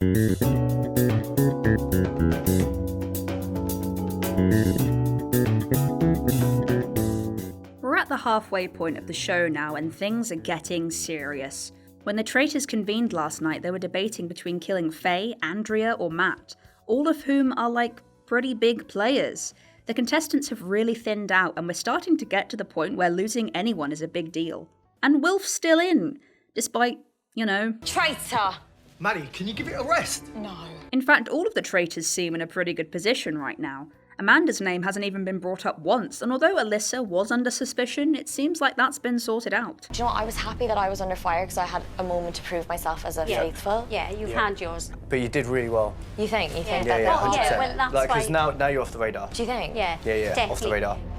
Also, just a really random side note, but they show footage of the people who they're thinking of killing getting ready for bed in the background, like, you know, brushing their teeth or doing their hair or whatever. And then for Matt, he's just, like, butt naked and in a bath. Like, that's a bit odd. Anyway, breakfast time, and Maddie continues to be the biggest Matt x Alex shipper in the room. Oh, Tom's got crosses over his face. That's horrible. I know. If you ever split up with him, though, that'd be a great picture. And speaking of Maddie, this is a pretty good time for her to put forward her theory about Wilf. Like I said before, no one has any ideas or leads really, so someone with an actual definitive idea could be pretty influential here. Okay, most of the other contestants seem to laugh her ideas off, but Amos and Kieran are quite powerful assets at this point in time. They're not only able to look at everyone with a Slightly more logical and unbiased mindset, but they also seem to already be quite influential and respected within the group, which is really what Maddie needs to get people to listen to her. I think you're on the money with Will. Oh, thank We just need to try and get her. Thank you. I've like come to the point where I'm just gonna keep going for Will. I just think he's the traitor.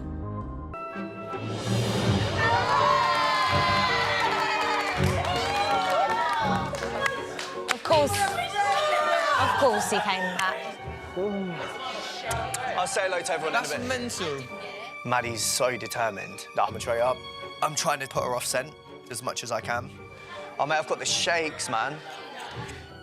And it's becoming really hard. Also, apparently the suspicion on Alyssa isn't entirely resolved. Both Hannah and Alex have their reservations about her. Alyssa, I'm still not 100%. I went home last night kicking myself for not voting for her. Yeah. Well, dang, what's even the point if you're not 100% convinced? Meanwhile, Amanda, totally not under suspicion, just stay winning, Queen, I love you. Matt is the murder victim, and this feels like the loss of a true innocent, you know? The point in the story where everyone just becomes hardened. They've lost too much at this point, and they will seek revenge for the pure blood that hath been spilt. Aaron, especially, is devastated, having lost his certified bro. Even Claudia comes in and is like, can you please step up your game? This show is supposed to run for like 12 episodes and you haven't yet eliminated a traitor, so you know it's game on. After breakfast, everyone splits into little groups for discussions. See, this is interesting. Less relying on mob mentality in the round table and instead cultivating a loyal group whose votes you can rely on before the vote even happens. It's smart. The round table is getting pretty chaotic by this point.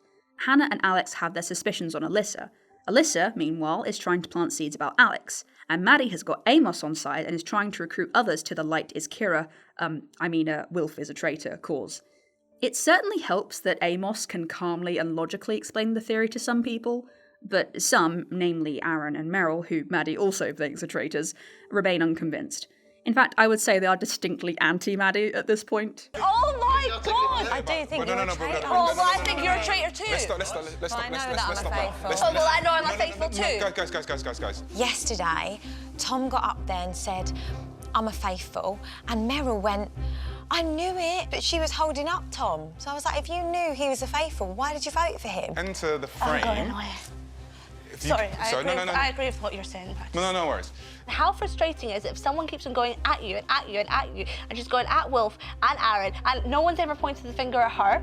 Now everyone's thinking that Maddie's theory about Wilfred and Aaron is now true because no one's listening to her. The challenge, as you might expect, is not really worth talking about. The contestants are split into 3 teams for a game of hide and seek, and 2 people from each team have to volunteer to be hiders. Here's how Claudia describes being a hider. What I'd love from each team is 2 volunteers. Maybe somebody who likes a bit of alone time, a bit of me time. Maybe somebody who meditates. But she just described me. The volunteers for hiding are then lowered into coffins and buried alive. As soon as I walked down and I could see the graves, I just knew what was coming. And I was like, well, guess today's the day, R.I.P. Ryan. You are a little too chill about this, my man. They have to stay in there for up to 45 minutes while their Seeker teammates follow clues to try to find them. This wasn't in the job description, Claudia. I would also just like to point out that the coffins not only have a bunch of dirt dumped on them, but they are also chained shut, and the contestants have to do, like, puzzles while they're buried. F this trial. The black team wins, Amanda gets the shield and makes this face. Also, shout out to Ryan, who has a phobia of being buried alive and still bosses this challenge. Thank you. Next. I just want to suss out one and then I'll go. Yeah. Like, kill me, let me find me one. I think the problem is Maddie is clouding everyone's judgment by keeping going after Will. I don't think she's got everything right. I think she might have got 1. She definitely hasn't got me. I think she might have got 1. It's getting harder because there's less people, and obviously the new guys are able to look and not have any emotion towards it all. I think Maddie, the more she goes for me, I think the more other people might start listening to her. Heading into the round table, the suspicions very clearly seem to be on either Wilf or Alyssa, with some vague question marks hovering over Alex and Ryan. There definitely seems to be 2 schools of thought here. Those who want to support Maddie's theory because no one's been listening to her, those who think Alyssa is genuinely suspicious, and everyone else in between. Essentially, a couple of votes either way will swing the tide of this elimination. So, let's see. You've got a lot of decision making to do today, because it could be me tonight.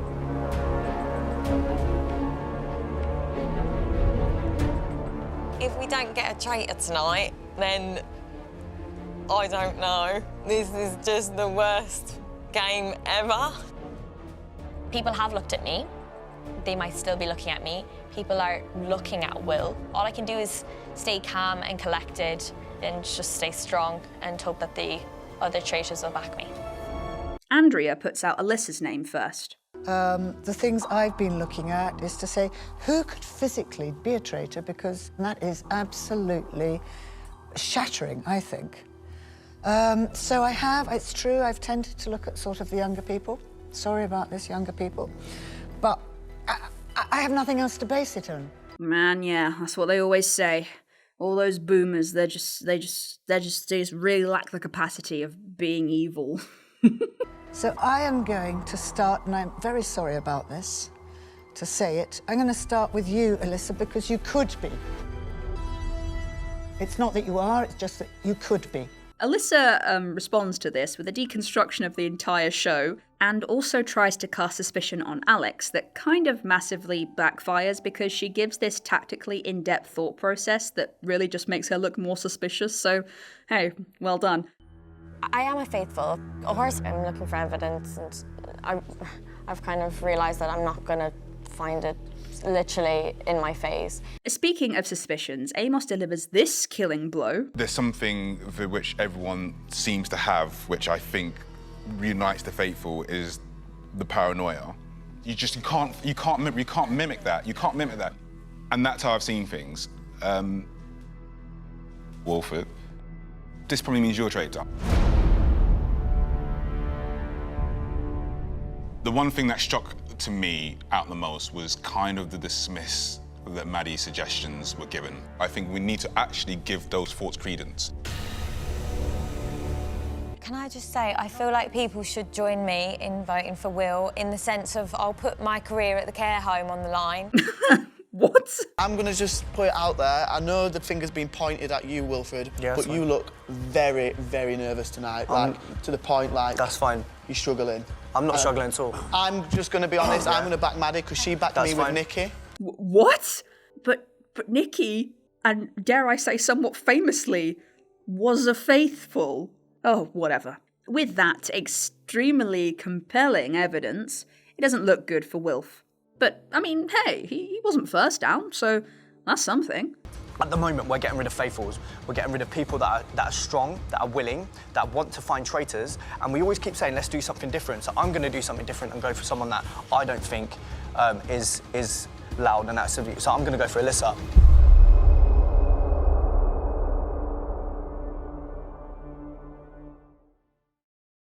Wait, what? Now the finger's been pointed at you.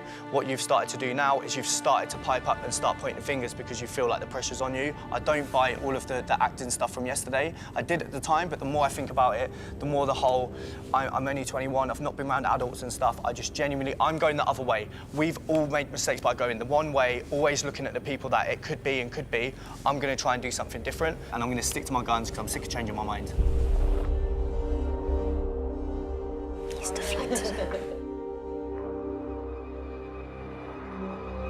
Hearing him accuse me made me so angry. It's the fact that he properly went against me is so hurtful. I knew today was a day that I had to do what I had to do. I'm getting out a traitor. I have to get a traitor. We have to find one for people to leave me alone. Get the Reigns of Castamere on in here, guys. Oh my god, they're in a dining room, no! Okay, but seriously, this did kind of have to happen at some point. Let's go back to before. With the votes so closely tied between Alyssa and Wilf, trying to go for someone else would be really difficult. There were suspicions on Alex and Ryan, but the traitors, even if they all worked together to try and get out one person, would struggle to overturn the entire table's decision, and could make themselves pretty suspicious in the process. Although the complete savagery of Wilf in this moment is absolutely wild to see unfold, it really does make sense. I mean, they are traitors, after all. They work together, but they don't actually need each other, and whoever realised that first was bound to come out on top. Plus, Wilf does seem actually genuinely distressed about doing this, so that's something. Time to vote. Meryl for Maddie, Wilf for Alyssa, Hannah for Alyssa, Ryan for Alyssa, Faye for Ryan, Kieran, in his first vote of the game, goes for Wilf, Theo for Wilf, Maddie for Wilf, obviously, Alyssa for Wilf, also obviously, Amos for Wilf, Andrea for Alyssa, Alex for Alyssa, Aaron for Ryan. With 5 votes each for Alyssa and Wilf, it's down to Amanda's vote to decide the fate of her fellow traitors. It's all come down to Amanda. I just hope she wouldn't have sided with Wilf. Amanda knows that I can play this game better than Alyssa. I think Amanda and me will work very, very well together. My fingers are crossed that she doesn't backstab. Amanda, who do you believe is a traitor and why?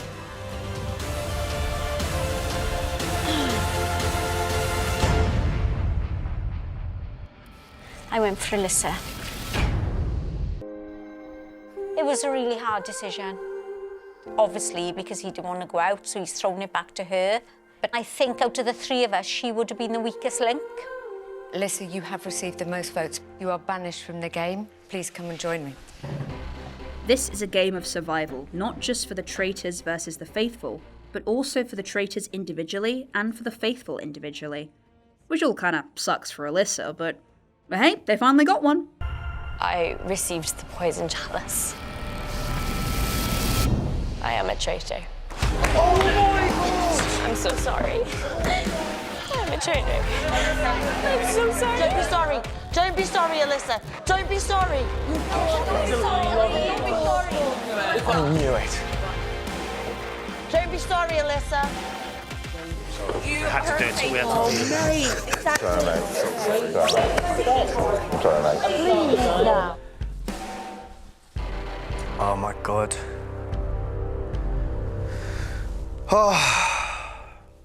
Oh, mate, I've got the shakes, man. I feel like I'm watching, like peak Game of Thrones right now. The drama, the emotions, the politics, the faction of Maddie supporters standing proudly by her side, the pivotal backstab from Wilf that completely turns the situation around, the stone-cold betrayal of Amanda on top of that, the poetry of how Maddie loyalists flock to Wilf after Alyssa is revealed as a traitor, how he sells the palpable relief of his victory, the way Maddie calls out. It still could be him. It still could be him, though. But is her heart even still in it now? Her cry falls on ears that no longer listen. Her conviction flickers out like the embers of a dying fire. He's won them over, and she will never get them back. I've won. Exactly as planned. Everyone is obviously over the moon that they, actually finally did what they were supposed to, and even though it's a blow for them, it actually works out quite well for both of the remaining traitors. Amanda gets credit for being the casting vote. I, of course, am the little heroine because I'd done the casting vote and she was a traitor. So, all come into my fold. I think this will now, well, it's just upped our game. Let me guess, 100%? 500%. Oh, okay.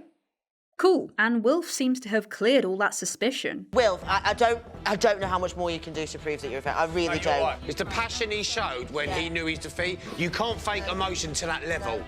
The tears at the end, man, were just, I felt so like I just switched on someone, and I know it's just a game, but it's hard. He even hugs Maddie? Did he really prove himself that much? I do have a lot of fight left in me, and I'm really going to try and persuade, but I have tried a lot of stuff, and they're still like, Will, I'm on your case. So, case not closed. Yeah, I didn't think so. Speaking of Game of Thrones, when the traitors, now in reduced numbers, reconvene for the night, Amanda has this to say to Wilf. That's what I think, but then Wilfred, they'll say... can I just tell you something? Yeah, go on. What is on the flag of Wales? A dragon. You throw me under the bus, okay? Oh, no, That's 100%. what I will be.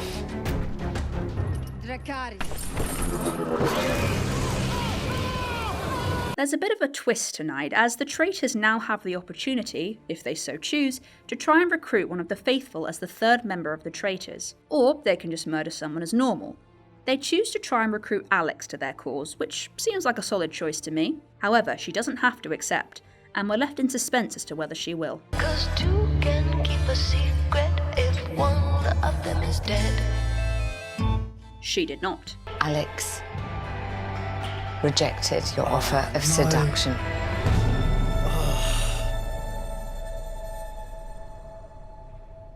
I've seen how heavy the crown of being a traitor weighs on the heads of those sat around that table.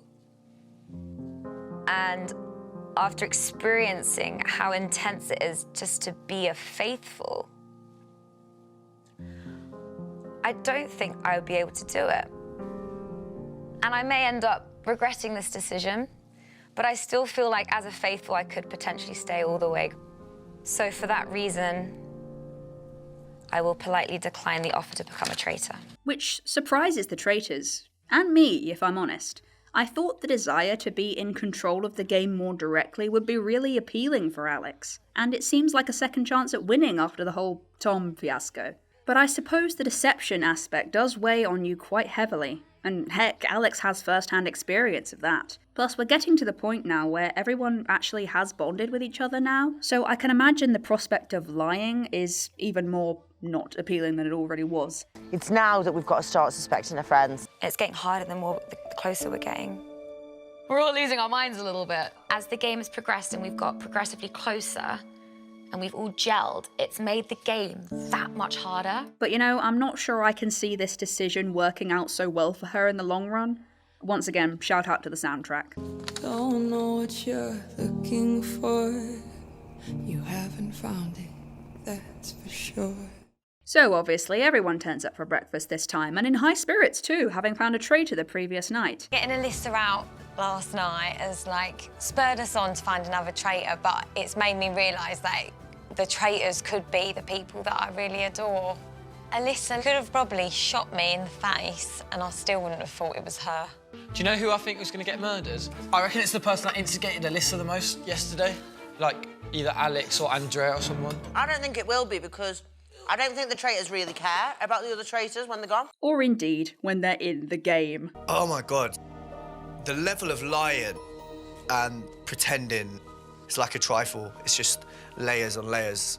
I've been through the worst now. I've literally had my arse on the table. This is different level, man. Amanda reveals that she won the shield yesterday, and so when everyone arrives, it's a question of whether the traitors recruited or whether they tried to kill Amanda and failed. I mean, it's not a question for us, but it's a question for them. Alex doesn't tell anyone that she was recruited just yet, though. So obviously last night I knew that I got recruited, but I declined it. I don't want to tell everyone that because I feel like people might not believe it. They could think, is she lying? And I don't believe her. I don't know, it's very difficult. It does feel, though, doesn't it feel like the faithfuls are getting stronger? Yeah. Because we got rid of one and now we've got rid of a traitor and now we've not lost a faithful. We got a big victory. Yeah, 100%. I really thought Alex was going to come in and tell everyone, and she hasn't. So I'm like, oh my God, what is going on? In the brief discussion period before the challenge, Maddie doesn't seem over her theory about Wilf, but now it seems like Aaron and Meryl are also part of the traitor crowd, like solidly. Frickin' Andrea, of all people, gets brought up. What were you thinking? No, I was just saying then, obviously, I don't want this to upset you because you're close to Andrea, but what about if it is Andrea? My view of Andrea is I love her. Yeah. You can speculate on who you want, but my red lines are that I just won't put Andrea down. I just won't do it. No one is asking you to kill her, Amos. Oh, you meant her name on the board. Got it. You want it? Yeah. Hannah, what was that, man? I thought it was Will yesterday, Yeah. and I was wrong. But I thought we it was don't Will know because that. I'm still on day 2 mode, which is like, you're behaving kind of weird. Amos, you weren't wrong because we didn't find out. And I hate that because now I'm like, my theory, I needed to know that answer. Maddie Marple has come up with still the same theories, so it's still Aaron, Will, of course, and Meryl, and I need to just find out one of them before I move on to my next case. Amanda throws out some suspicion on Maddie, Ryan's concerned he might be targeted, and Alex confesses to Amos about her attempted recruitment. So last night, I received a letter from the traitors asking to recruit me, and I declined it. Because I genuinely believe that faithfuls can win. I was scared to announce it in breakfast. So what I thought is the best thing to do is talk to people I believe that I can fully trust, which includes yourself. Thank you. I need your opinion, because I think you have a good brain. I'm super proud of you. Thank you. I'm genuinely so proud. I'm so proud of you. I always think 2 good brains are better than 1, and I feel like me and Amos are on the same wavelength. I could be completely wrong, but I really do feel like I can trust him. And it's actually nice to see 2 people who, while a little suspicious of each other due to the nature of the game, do trust each other despite that. And the trust doesn't have this irony to it because they are both faithfuls. I mean, obviously Alex could be lying here, that she was recruited but said no, but really she was recruited. I wonder about that as a potential tactic. If you could convince people of that, maybe it could work. But I think night after night of not being killed would make people suspicious. I'm not sure. Anyway, Amos advises her to wait to tell people at the round table. There's also a chance that Alex could win a shield to protect her from murder tonight. Speaking of the shield gaining mechanic, the challenge, it sucks. They push barrels. Just dump it, nice! So we pushed this barrel over this thing and there was like sludgy mud. And I was like, what is that smell? It's pig shit. Is it pig shit? I think so. Oh no! Amanda is like, that's pig's poo. And because she's from Wales, I genuinely believe that she knows the difference between the different smells. That'll be the blood of the dragon, I assume. Okay, look, you know I don't like these challenges by now, but I will say, the way that the show and the contestants are so accommodating for Andrea and Meryl and anyone having difficulties with the challenges is genuinely very heartwarming. So, well done for that barrel task. You weren't a complete waste of time. One of the revelations for me being here is to say, I really love these people. It's lovely to be able to feel that at my age. Andrea was absolutely superb. She's such an ambassador for people her age. And Faye gets the shield, in case you're wondering. The discussions before the round table are interesting, shall we say? Okay, let me just play this clip here and then we'll discuss something. Amanda, I genuinely believe that you cannot get voted out, so they will come for you at some point. They will. Yeah. Like, so you never know. It could have been last night. Could have been when you had last shield. night. Shield.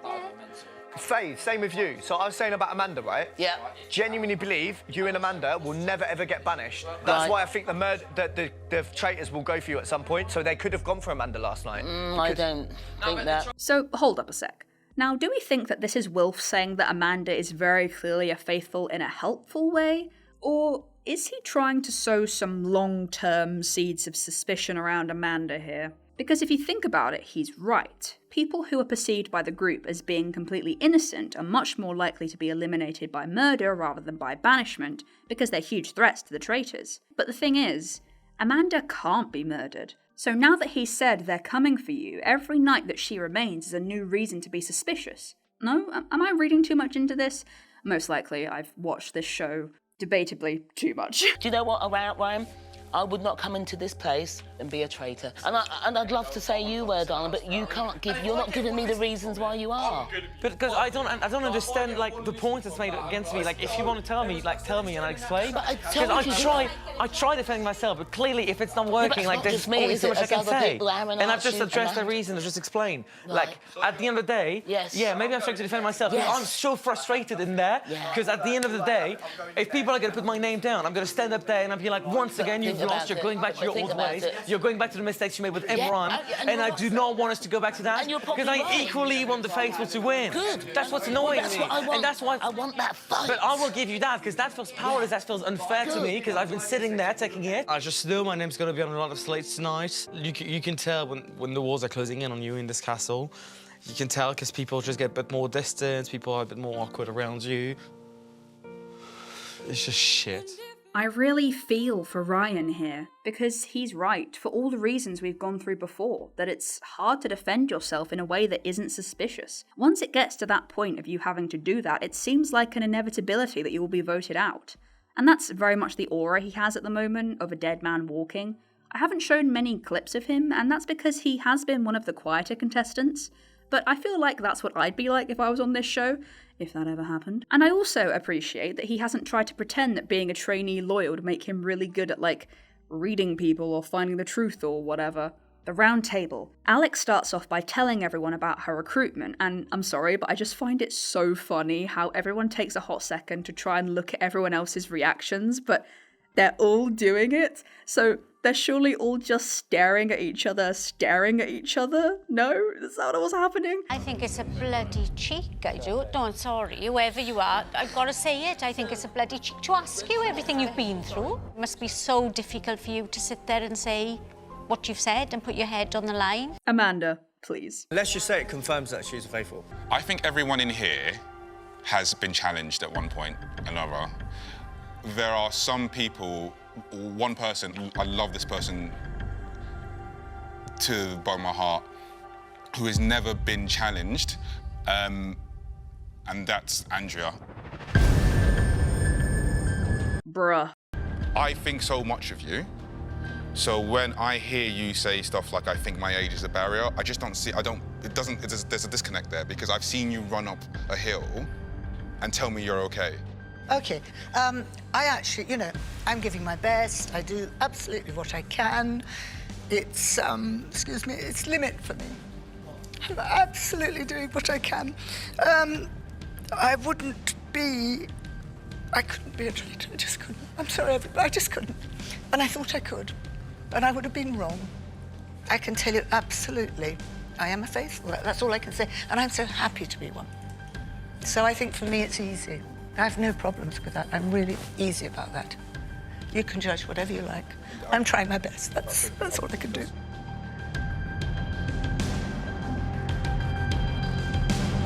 I don't have anything funny to say here. This just hurts my heart. I'm not accusing anyone, but I've heard names thrown around and I don't know why no one's bringing it up yet. Maddie and Ryan, you two have both been suggested as traitors. It's not because I'm accusing you, I'm just curious to hear your side. I'm 100% faithful, guys. Like, I'm 100% faithful. Well, I'm convinced. I've been wanting to say this all day today because I know people have been saying my name. I wanted to talk about it because, like, today I felt powerless. I felt shit because other people have said, yeah, you're not getting involved in looking for the traitors. And honestly, I think that's not fair to say. I've tried so hard. Alyssa is somebody I'd been pointing out for the past few days, and I told so many people around this table, and I've tried to make cases. When everyone was voting for Ivan, I wasn't voting for Ivan. When everyone was voting for Imran, I wasn't voting for Imran. I've tried to explain things, and yeah, sometimes I'm undecided, because I don't want to throw somebody's name under the bus.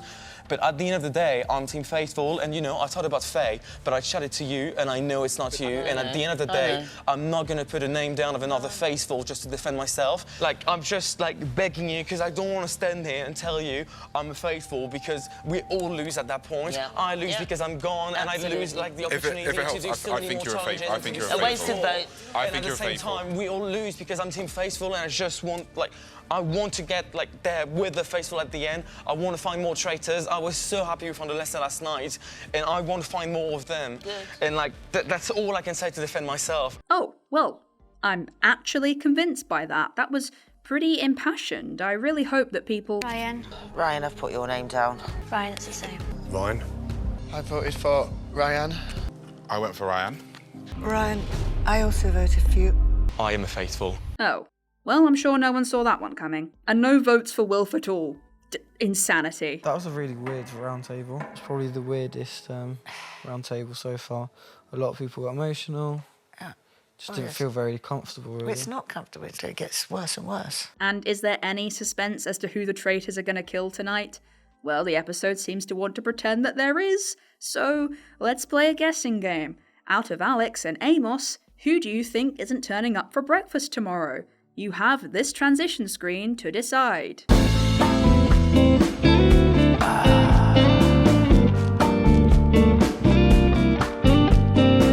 If you guessed Alex, no hit, Herlock. Declining the offer obviously wasn't going to turn out well for her. Dear Alex, you should have accepted. Bye-bye. By order of the traitors, you have been murdered.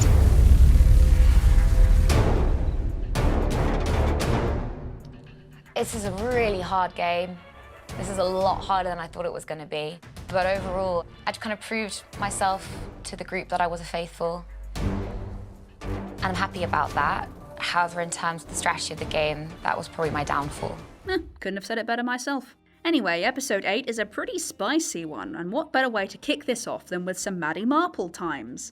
So, what have you got for us today, Maddie? I think I've had a bit of a thought. I'm currently working in a care home and I'm an actress, but I haven't told them that because I just wanted to come in as myself and them not think that I was dodgy. And I need to just be honest. I just panicked and I knew that I had to just lay all my cards on the table in that moment. I just knew it. Alex isn't a traitor, straight up. She's my girlfriend. Kill me tomorrow. I do want to say, guys, I'm working in a care home, but I have done some acting work. I was like a homeless woman in EastEnders. And I did Casualty. Ah, right. I feel like now I'm at the point where I've got nothing to lose and I actually don't mind everyone knowing. So what? Like, I've not lied about my job, I've just not said it. But I do still work, like, full-time at the care home and sing and play the guitar. Flippin' heck, Maddie, it's not about that. Can you please think about how keeping secrets at this stage in the game is fuel for the traitors to try and Can you please just think about how keeping secrets at this stage in the game is fuel for the traitors to try and eliminate you? It doesn't even matter about the contents of the secret at this point, honestly. Just why deceive when you don't need to? Why? We build up trust with somebody and then they drop a bombshell. I mean, come on, guys, if you're faithful, stop lying. It's not hard. The only people that should be lying in here is the traitors. See? Theo gets it. Jeez, okay. Maybe I'm overreacting here. I mean, I genuinely don't want to downplay Maddie's achievements because getting any acting role, especially on TV, is fantastic. But it's not like she's done, I don't know, method acting as a supervillain, for example. I'm just saying that having acting skills or having been an actor doesn't necessarily translate into being able to slip into another personality or lie really well. You know that, I know that. Is this going to be blown out of proportion on the show? Well, it's quite a shock because it's another layer peeled off another player. But for me as a traitor, this is so dynamic. I can use this now. I have to use this information. I'm sensing yes. What's your thoughts on Maddie Bombshell? Huh? Huh? What? Maddie's an actor.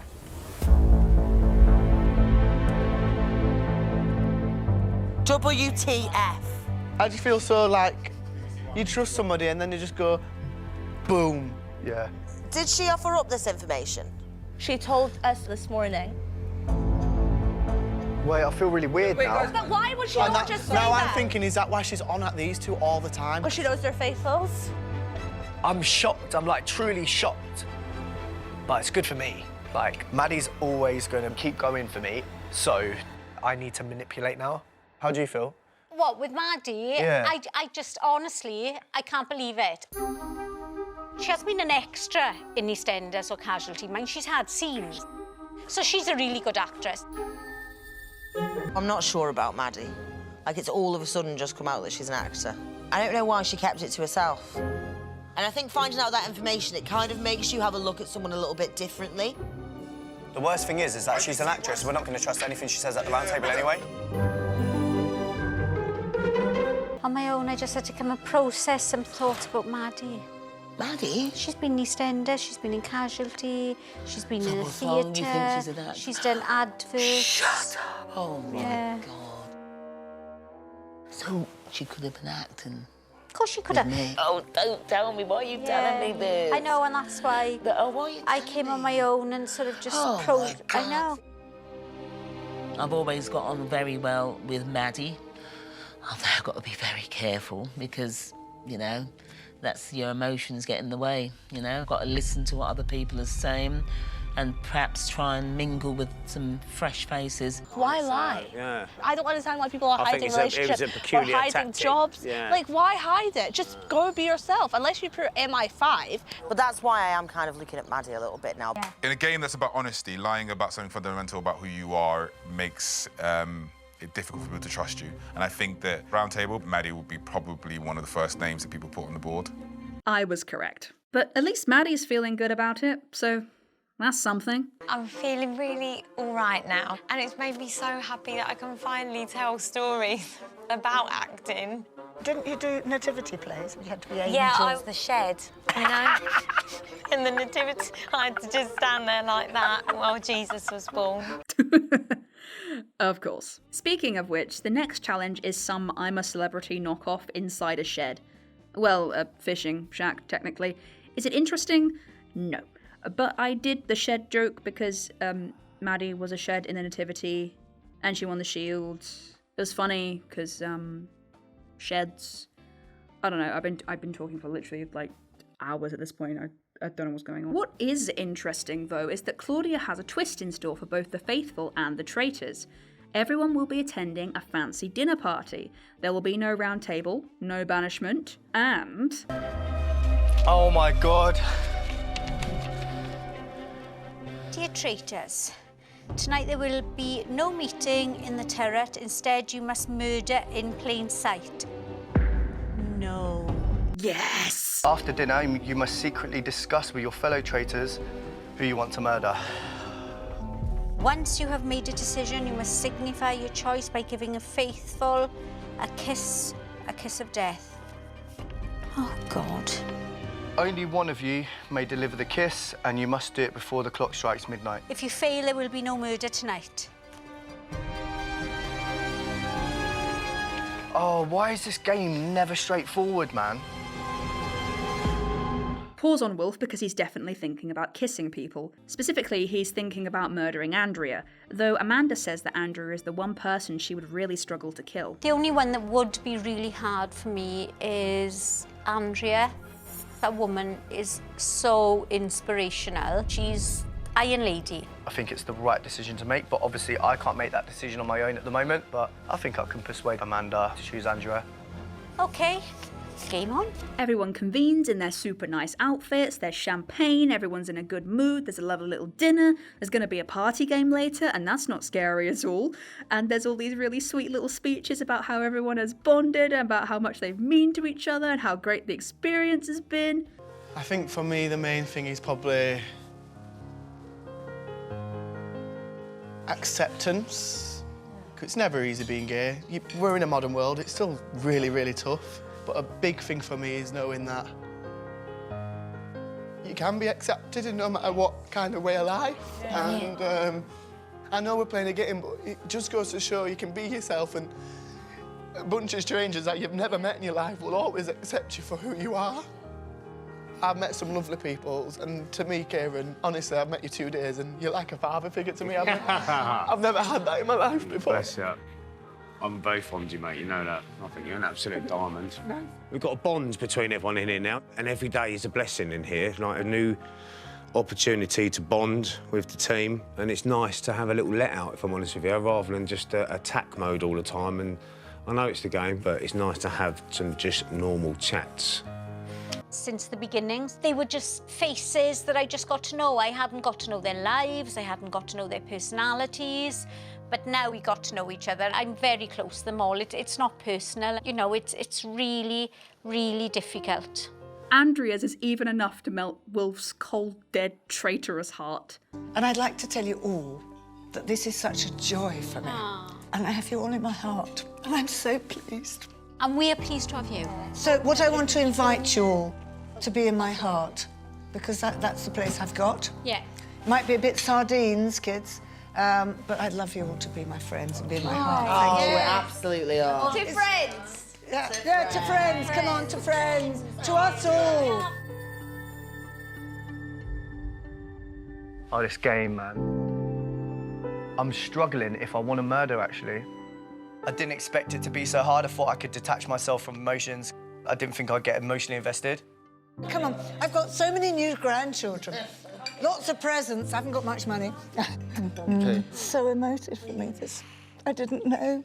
I can't go back to Belgium and be the same, that's for sure.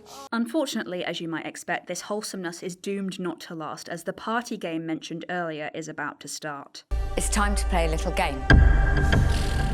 Nothing's straightforward in this castle. It's never like, just do this, have fun. So it's like, have fun, but this is gonna happen. I'm going to need a volunteer.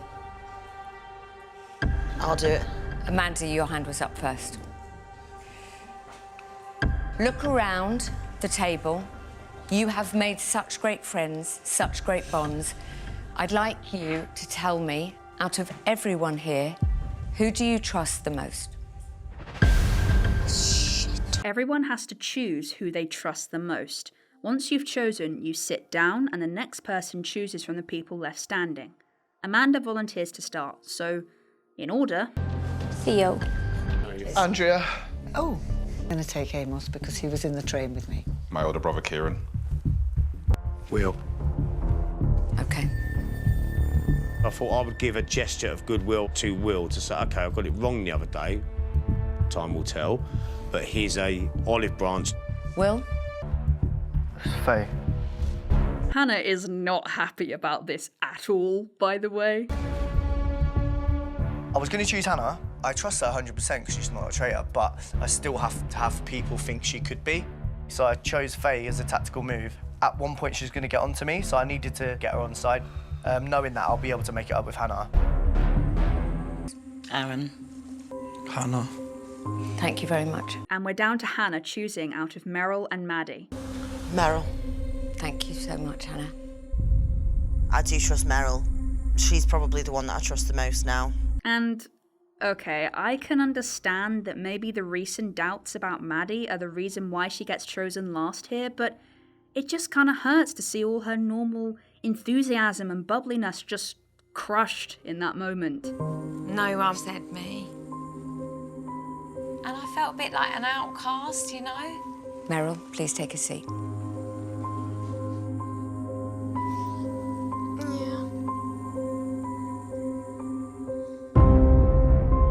Just, oof, I gotta play the clip again. That's rough, buddy. And that's not quite the end of the game. Maddie now has a choice as the least trusted player. Maddie, you now have the unique opportunity to prove just how trustworthy you are. This is £3,000. That was what was made on the mission today. You can now choose.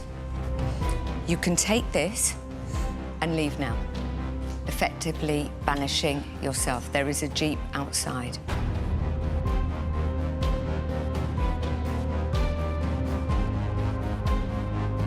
Or you can put this back in the prize fund and continue to stay in the game. Everyone else seems to think that the guarantee of £3,000 is the correct choice, and I think they're right. Like, okay, maybe the more team-oriented thing to do is to put the money back in the pot, which at the moment is at about £70,000, so it's not insubstantial.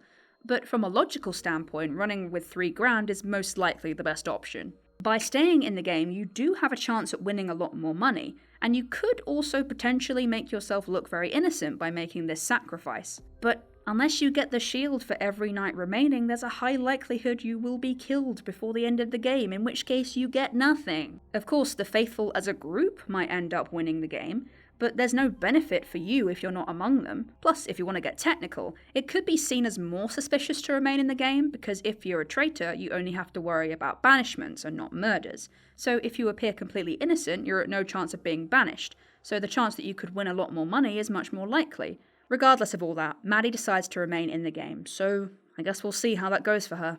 Yeah, I'm a team player. I'll stay in. Yes, Maddie. Well done, Maddie. Maddie, you resisted temptation. As mentioned previously, Hannah is fully pissed off that Wilf didn't choose her as his most trusted person, which is fair, I suppose, because she has mentioned like 3 times in this one episode that she trusts him quite a lot. Every day that I come down for breakfast, I'm just so grateful I get to spend another day with these people, especially Wilf. He's a really, really good friend. I'm 100% sure about Wilf, that he is faithful. I do trust Wilf completely. I can't second guess that now because I've trusted him all the way through. And for me, Wilfred's just proven himself over and over and over again. I think he would be the last person that I would suspect. I understand that Wilf's game plan here is to have the capacity to get Hannah voted out if he needs to, but it seems like he's jeopardised the relationship with quite a useful ally by doing so. So Hannah was really upset because we are really close and I didn't pick her as my 100. It's not very nice to like get down all the people that you trust and then to them just leave you hanging. It's not a nice thing. I thought that me and Wilf particularly were very close. That really shocks me that he went for Faye instead of me. You potentially could have left me, Aaron and Meryl all sat there tonight. Yeah, you would have done. No, I wouldn't have. What? Because Faye, you thought you knew that Faye wasn't going to pick Maddie?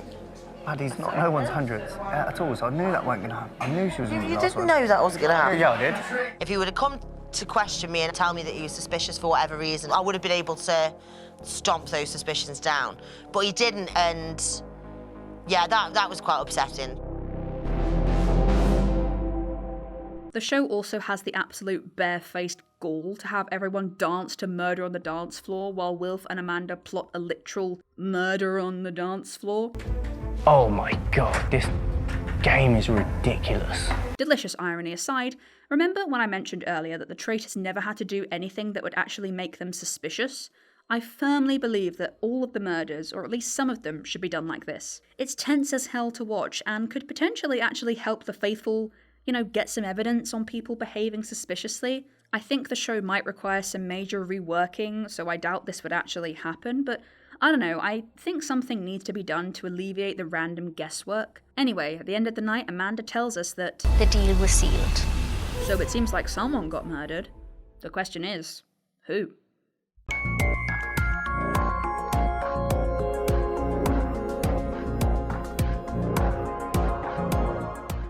Before we find out who has been murdered, we have the usual early morning chats with everyone slowly filtering in discussing theories. Again, you've got to think who could do it. Pull it off, yeah. So many people, there's so many people in it could play the part. I think Amanda is just sailing. If I'm honest, I think she's the dark horse at the minute. I think She's not been targeted once. Cool, calm and collected. Who on the board, right, if you look on that board, right, who's not including Amos and Kieran, because I've only just got it, Yep. who's never ever been on any sort of scrutiny? Amanda. Amanda. Her name's been mentioned a little bit. I want to get to the final with Amanda and win it together and share, but it could change at any point. There's a matriarch, I think. I think someone behind there is keeping them, if there's one or two left, keeping them cool, calm and collective. Geez, Kieran, use her proper title of Queen if you don't mind. Amanda's always got my back, I've always got her back. So for me, being around Amanda's like becoming another safety blanket for me. I can really trust her. I wonder if this is foreshadowing some trauma. It turns out that Amos was killed, which really upsets Andrea and Kieran in particular.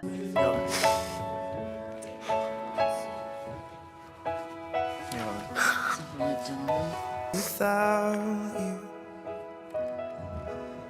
is it too late to pick?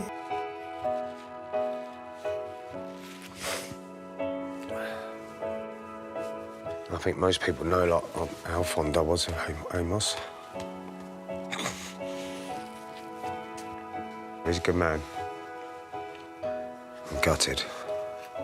Feels like As emotional as this is, I cannot help but laugh at this bloomin' flashback scene where they show the moment that Amanda did the kiss, because... So who wants to do the kiss of death?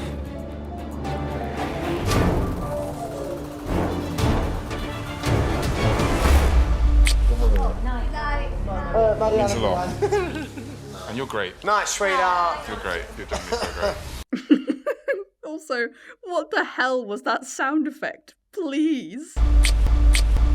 Amos, you have been murdered by the traitors after receiving the kiss of death.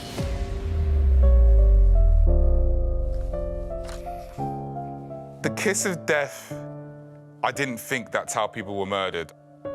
I have received the kiss, but I kiss everyone. Who kissed me? And then Andrea kisses his portrait. Just, you can't make this up. If you're wondering, Claudia does mention that Amos had his fate sealed at the party last night. And if you're also wondering how many conversations I had discussing this, then it's... One! Wilf and Hannah make up. That's nice.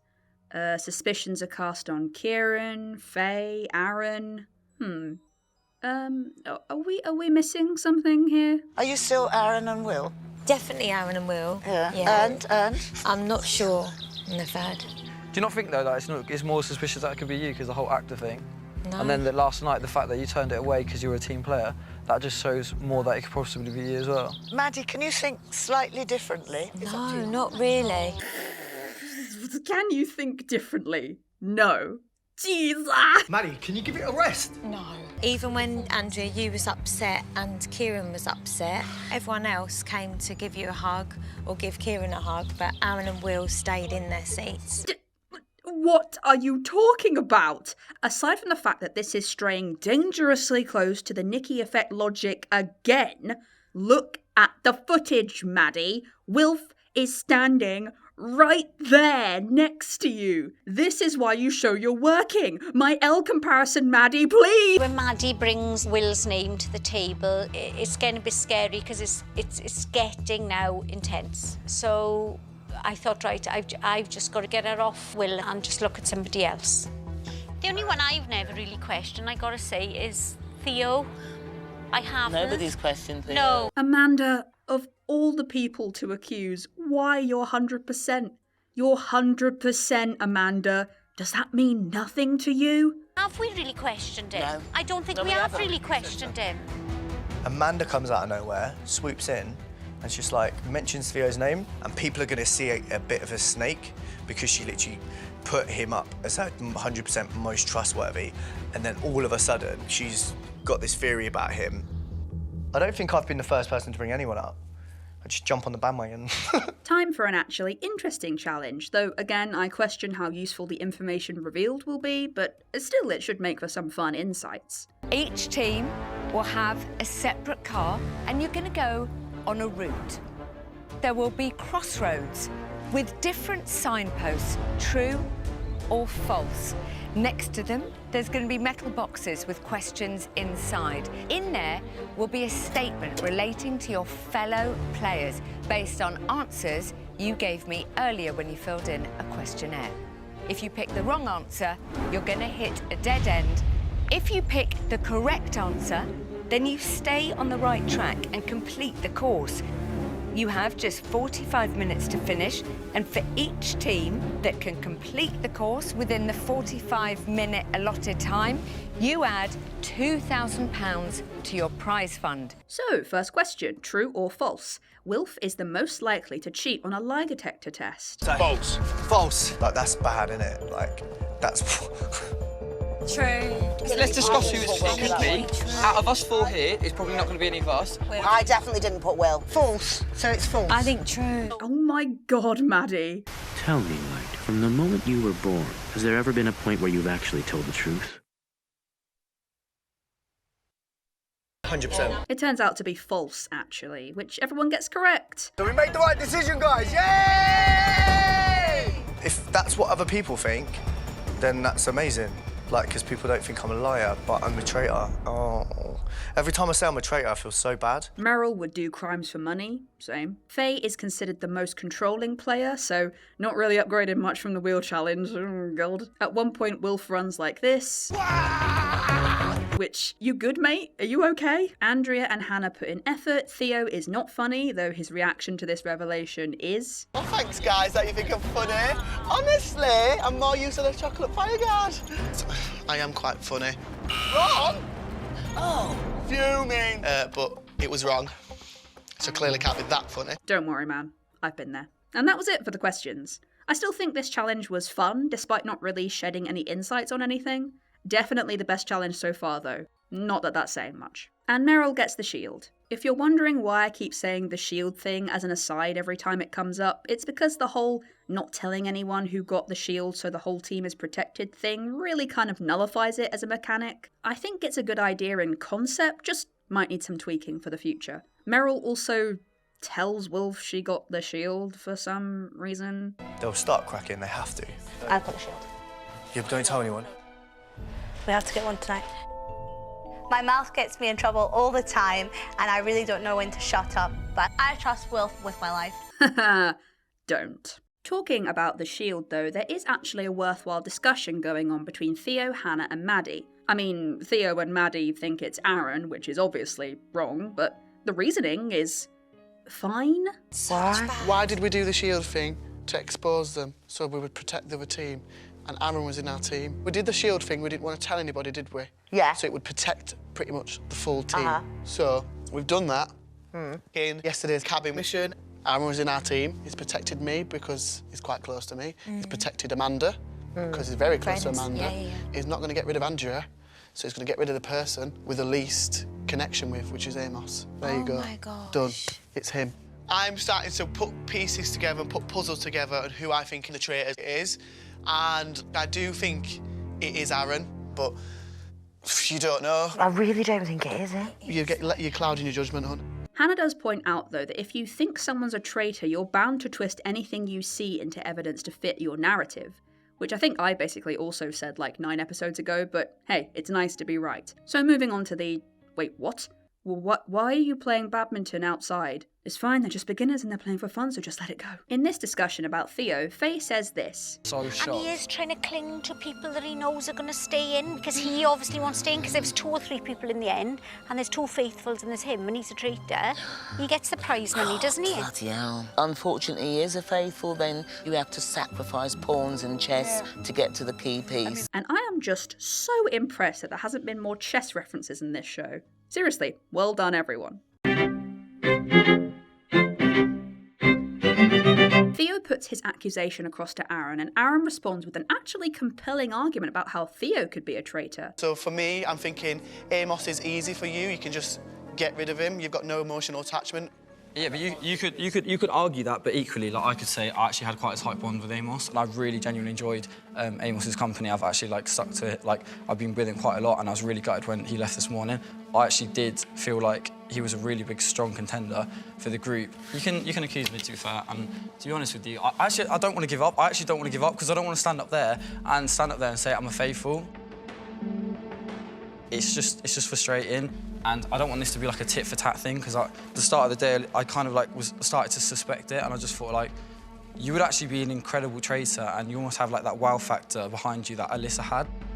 Another point as well is you were probably like, Alyssa's like 100, probably one of the only ones and closest ones. And equally, like Alyssa went down from where she was up here with her energy down to here.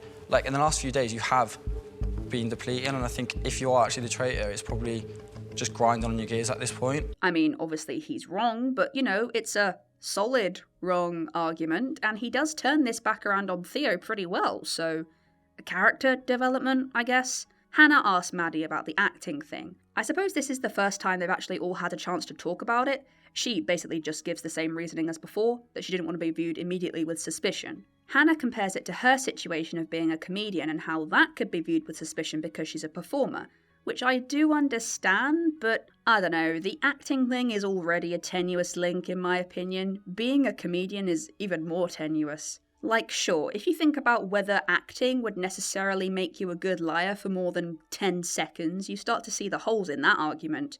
But in terms of an initial impression, it makes sense.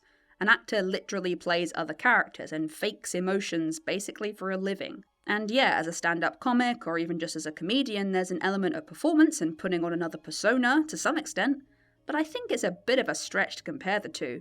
What I'd like to know is why Maddie chose to reveal it at that moment last episode, but unfortunately we don't get into that, as Maddie is all like, I'm going to stick with my guns and vote for Aaron this evening, because I feel like he is a traitor and there's a reason I'm still in this game, and it might be because I'm correct maybe with my reasons. I can tell you right now you're not, but just find out when I'm up there. You're not going to change your mind, so it doesn't matter. Don't have to justify yourself. If anything, part of me, I'm literally so on the fence of like, I really want to stay in this game because I genuinely like love all you guys and it's so much fun being here. But then part of me, and I really don't want this to happen, but part of me wants to stand up there just to look at it in Maddie's face and go, I'm a faithful, and then for some reason shoot myself in the foot and then walk out and then never do this again. Aaron kind of saying what we're all thinking here. I just want to point out that literally after 4 different people say they've got no idea what to do, the vote is called. Regardless, it seems to be between Aaron and Theo, I guess. Theo votes for Aaron, Maddie votes for Aaron, Andrea votes for Theo, Aaron votes for Theo, Amanda votes for Theo. Being around Amanda's like becoming another safety blanket for me. I can really trust her. Meryl votes for Maddie. Okay. Wilf votes for Theo. Hannah also votes for Maddie. Faye for Theo, and Kieran for Theo. So Theo is out, and gotta say, his transition from sarcasm to concealed emotion to dead-eyed stare to the final I'm faithful. It's like a drama all in itself. It's great. Also, did you see that little glance that Hannah and Faye did when Amanda voted for Theo? Amanda, she gave him a double whammy because she said he was a 100, then she held his name up. What do you think he was feeling? Dreadful, awful, savage. Amanda said that she trusted Theo 100% the night before at the dinner party and then voted for him. How can you go from trusting someone 100% one day to completely thinking he's the traitor the next day? How indeed. This play has not gone unnoticed by Wilf, obviously. The more the game goes on, the less I trust Amanda. She threw Theo to the wolves really easily. And I think in my life I trust people a little bit too quickly. And that could be my downfall here. Wilf, mate, listen, I understand what you're saying, but... And we always keep saying, let's do something different. So I'm going to do something different. So I'm going to go for Alyssa. Let he who is without sin cast the first stone. Yeah? Speaking of sinning, the traitors meet up, and you know the drill by this point. Recruit or murder, they're gonna murder. And the choices are Aaron, Faye, or Andrea. Again, all strong, influential characters within the group. We're just left with this little speech from Wilf as the episode closes. Like I said from the very beginning, my whole strategy is befriend and betray. Amanda, she's probably seen what I've seen, me betray people and blah, blah, blah, but it doesn't seem like this has been nowhere near as hard for her than it has for me, which makes me nervous as well.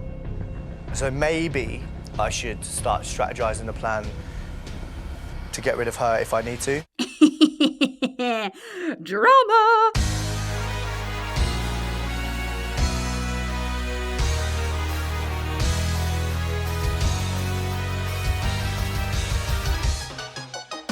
What is absolutely hysterical is that they continue the theme of the end of last episode, with Wilf being like, oh, Amanda, I might need to betray her at some point. And then they show these two interviews back to back where Amanda's like, you know, Wilf and I have been through so much, be nice to win the money together, hopefully we'll have each other's backs. Meanwhile, Wilf is just in full Light Yagami mode, coming up with strategies that involve turning on Amanda if he needs to. Speaking of Light Yagami, should probably get the other half in on this. Do you still think that it's Wilf? Yeah, I think I'm going to stick with my guns in terms of who I think it is. I'm still sticking with the same people that I think are traitors. So Aaron is a traitor, and I'm still very set on the Will theory, but I think people are too blinded by Will's personality.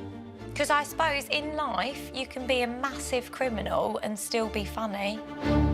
You just described 90% of my comfort characters. When Meryl arrives at breakfast, she has a brand new theory for everyone. I think I've seen the light. Do you? I don't know, but yeah. Go on. No, I don't know, no. Despite having the shield last night, I still didn't really sleep that well because I was literally up all night thinking about Aaron and Faye as the traitors. That sounds weird, but I literally can't get it out of my head. I just wanted to be able to tell Hannah, this Faye, I can't explain it, but it's Faye. She's in stats between two kids. She's got the taste of money. She knows she's going to win because she's a traitor. It's Faye now. Oh my God. Faye loves to talk to Amanda because she's blindsided. I can't explain it, but I know who it is. It's Faye and it's Aaron. I know who it is. It's Faye and Aaron. Well, it could be. It could well be. No, it's not. It's not could be. I like 1,000%. It's 1,000%. Whew, 1,000%? Well, crikey. And then Faye is the one who got murdered, so maybe just tone that down to like 100% maybe. Also, Andrea says this. Come in. That's a woman's knock. And I'm genuinely curious as to whether this is a thing. Like, is this a generational thing? I mean, it's actually Aaron's knock, so no, it isn't. But anyone out there, is this a thing? The knocking is... Hello? Faye was eliminated, which is definitely a blow for the faithful, as she was probably their smartest and most influential member. Definitely of the ones who remained, and probably since the beginning. They may have thought I'd caught on to them. I think it might be one of the men. It could be Kieran. Who Who put that clip there? I just don't understand who it can be. Like, I'm so scared that it's going to be someone really close to me. Like, imagine it's like Amanda or Andrea or someone like that. Yeah, imagine. Actually, I don't need to imagine, because Kieran comes out of nowhere with a theory proposing exactly this. I think we're doing process of elimination now. It's a very clever person with an amazing poker face. Do you have any consideration at all about Amanda and Andrea? Has Amanda ever come under scrutiny? Because if you do the maths of it, them two are the ones that are just, doesn't even come up, ever. I was even having suspicions of you last night, and then I was thinking it can't be Amanda. Oh, yeah? Yeah, I was thinking, because I started putting percentages next to everyone, and I'm thinking, it can't be Amanda, because if it is Amanda, then I'll cry and No. I'll never speak to her again. It's not me. I'll never speak to her It's again. not me. Oh my god, the facade is cracking. Amanda, my queen, emergency, do something quick! I don't trust Amanda fully at the moment. Oh, I think she's ready to turn on me at any point. Hopefully I have trust in the people around me for them to tell me if she's talking about me, so I can think of a strategy. I can't believe I'm thinking this. Wilf. Oh, I'm really struggling, man. Mel, yeah. There's someone on my mind and I can't get rid of it. And I just think, I don't know. We're having frank discussions today, mate, so it's time to... Yeah, I know, but then if you say back to that person and then Oh, I'm not going to tell anyone. Neither am I. Why I'm would we? We're faithful. I'm not sure about Amanda. Oh, shit. Here we go again. Why aren't you sure about Amanda? This is what I can't get out of my mind. She dropped Theo like a piece of shit. Yeah, that's a good point. And she literally, she was how close she was with him. She dropped the idea to us. I think she will do something like that in the future, like she's done to Theo about me. It wouldn't shock me if she tries to turn everyone against me at all. She just said Theo out of the blue. That's why we all went for Theo, Hannah. Did you notice? I was honestly, did you see my face? Yeah, I know. I was like, have I missed something? Like, when you think about it, right? She's not emotionally involved. Do you not think so? I've never seen her get upset at all since I've been here. Can we do something, right? Are we trusting each other now? Yeah. Yes. Well, let's make an alliance. Okay, let's make a little bit of an alliance, right? We'll do what we have to do tonight. Yeah. But we'll look at Amanda today. So shall we take a calculated risk and go for Amanda tonight? No, I'm not confident. You want to do a calculated risk on Amanda? I think people could switch on Amanda very quickly. Like, she's the only one that nobody's accused in the whole thing. Everybody's sort of been on the radar, and she hasn't.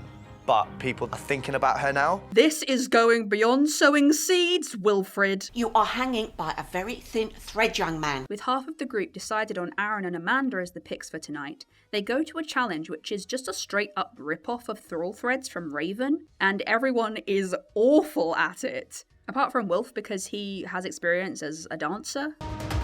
You're like a little cat. In terms of growing up, it was really difficult. Because I had no stability, I sort of misbehaved at school. I went past a dance studio one day and I was like, oh my God, I want to dance. And it changed my life. I think dance really helped me express who I was. Aw, that's like a really sweet story. Anyone want to say anything about that? £400. He did it twice. He was amazing at it. And that screams you're a traitor. No, I'm joking. He's just a dancer. Oh, Maddie, please never change. I don't see any way that he can profile me based on it. Dance? The shield, by the way, was an optional thing to go for in this challenge. No one went for it, so no one is safe from murder tonight. In fact, that's the last time the shields are ever relevant for the rest of the series. Hope you enjoyed them. I was wondering about Theo being Amanda's 100 and then she voted for him. I'm just saying that there's something at the forefront of my mind that's making me think that. Amanda, I could get people on side to get rid of her if I wanted to, but that's not my game plan at the moment. Well, you could have fooled me, but carry on. I need to stick with the majority, but if I have to jump on that bandwagon, I will. No, you Wilf.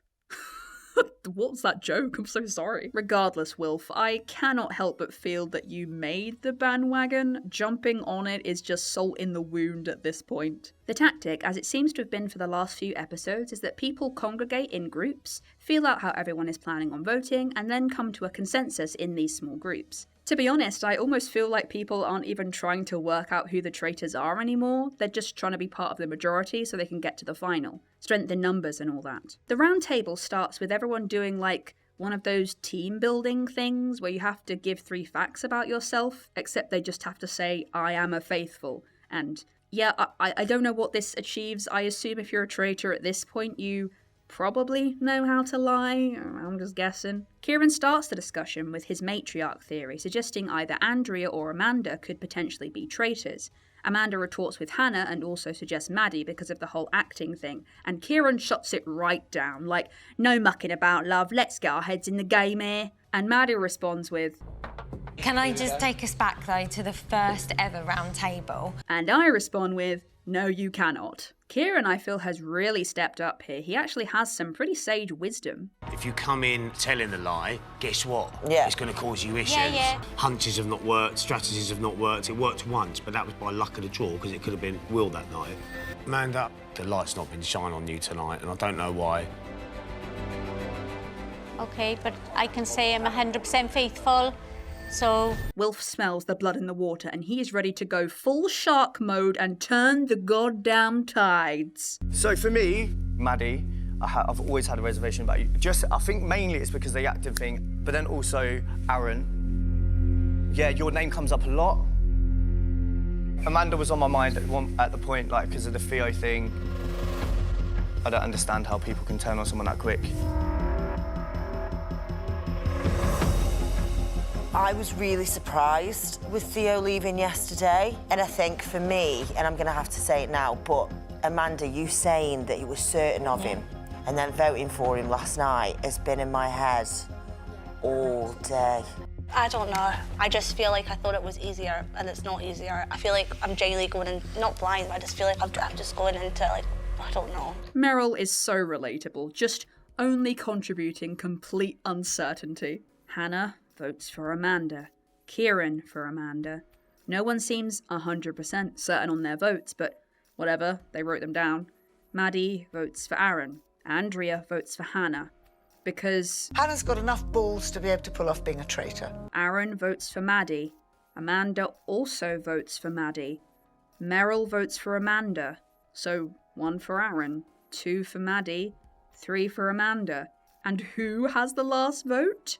This guy. So he could vote for his long-standing rival here and potentially get rid of him. I'm really sorry, Amanda, I put your name.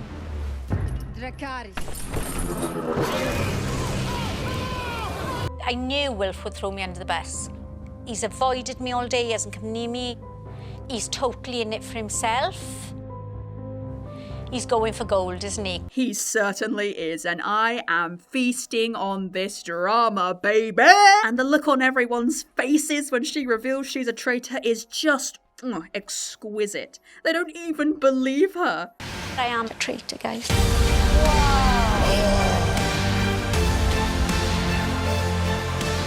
Oh my God.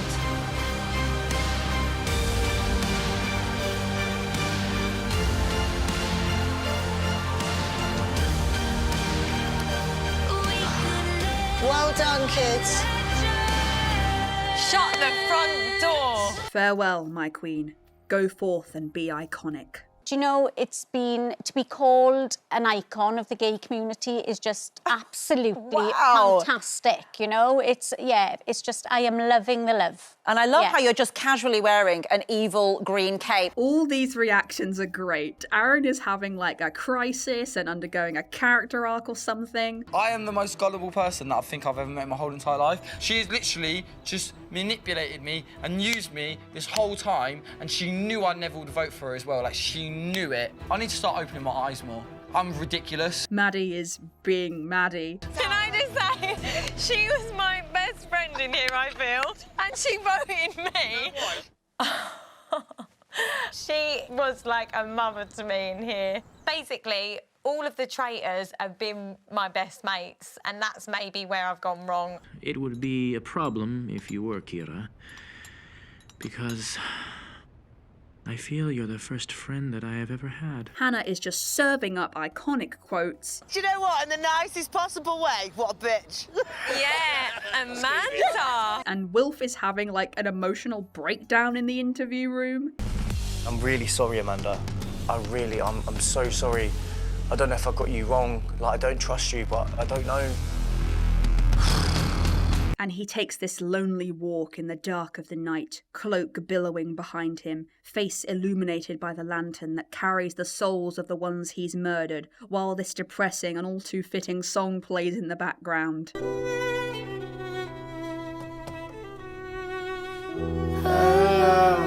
Welcome home.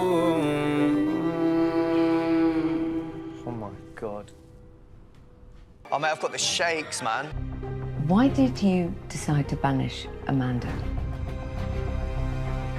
I don't trust her. I just kept thinking and thinking. I haven't built any relationship with her.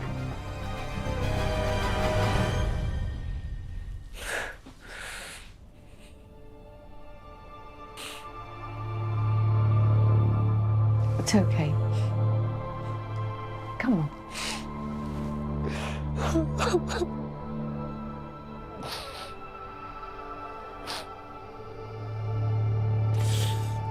Listen to me. Well, you're playing a blinder. You've come in here, right, to win the money. Yeah. I know you feel heartbroken, but you are smashing it well. I feel really bad. And now I'm by myself and I feel rubbish. By the way, I know the spoilers kind of suck, but I'm seriously considering sending this image to anyone who hasn't seen the show in order to sell it to them. There's just something about the Dungeon Master cosplay combined with the red leather fingerless gloves and the caption that just encapsulates the majesty of this show. Almost makes me proud to be British. Claudia lays it out for Wilf. He chooses a faithful to recruit, except the recruitment is slightly different. It's an ultimatum. He will meet with the chosen faithful face to face, and they can either accept his offer and join the traitors, or die, and they will be the murder for tonight. If they join him, they choose someone else to murder. So you had the last chance to recruit. Oh my God.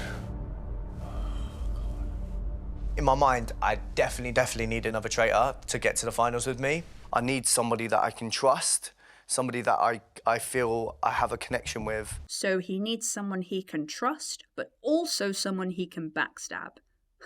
Some things never change. I used to want you dead, but now I only want you gone. It's Kieran who is invited to the fire pit of dramatic moments. Wilf dramatically pulls back his hood and issues his ultimatum. And I mean, even if you're suspicious of Wilf at this point as a player, surely when given the choice between be a traitor or be eliminated, there's only one you can pick, right? Especially this close to the final.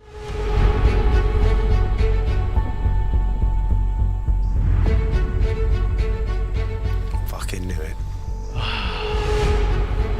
Hello, Will.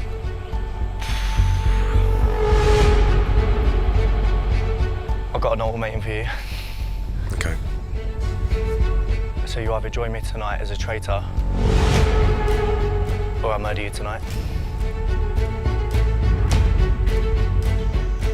The reason that I've chosen you is I just see something in you that is similar to me. Yeah, I don't know that that's necessarily a good thing. I got blindsided and was still trying to absorb what is actually going on here with me.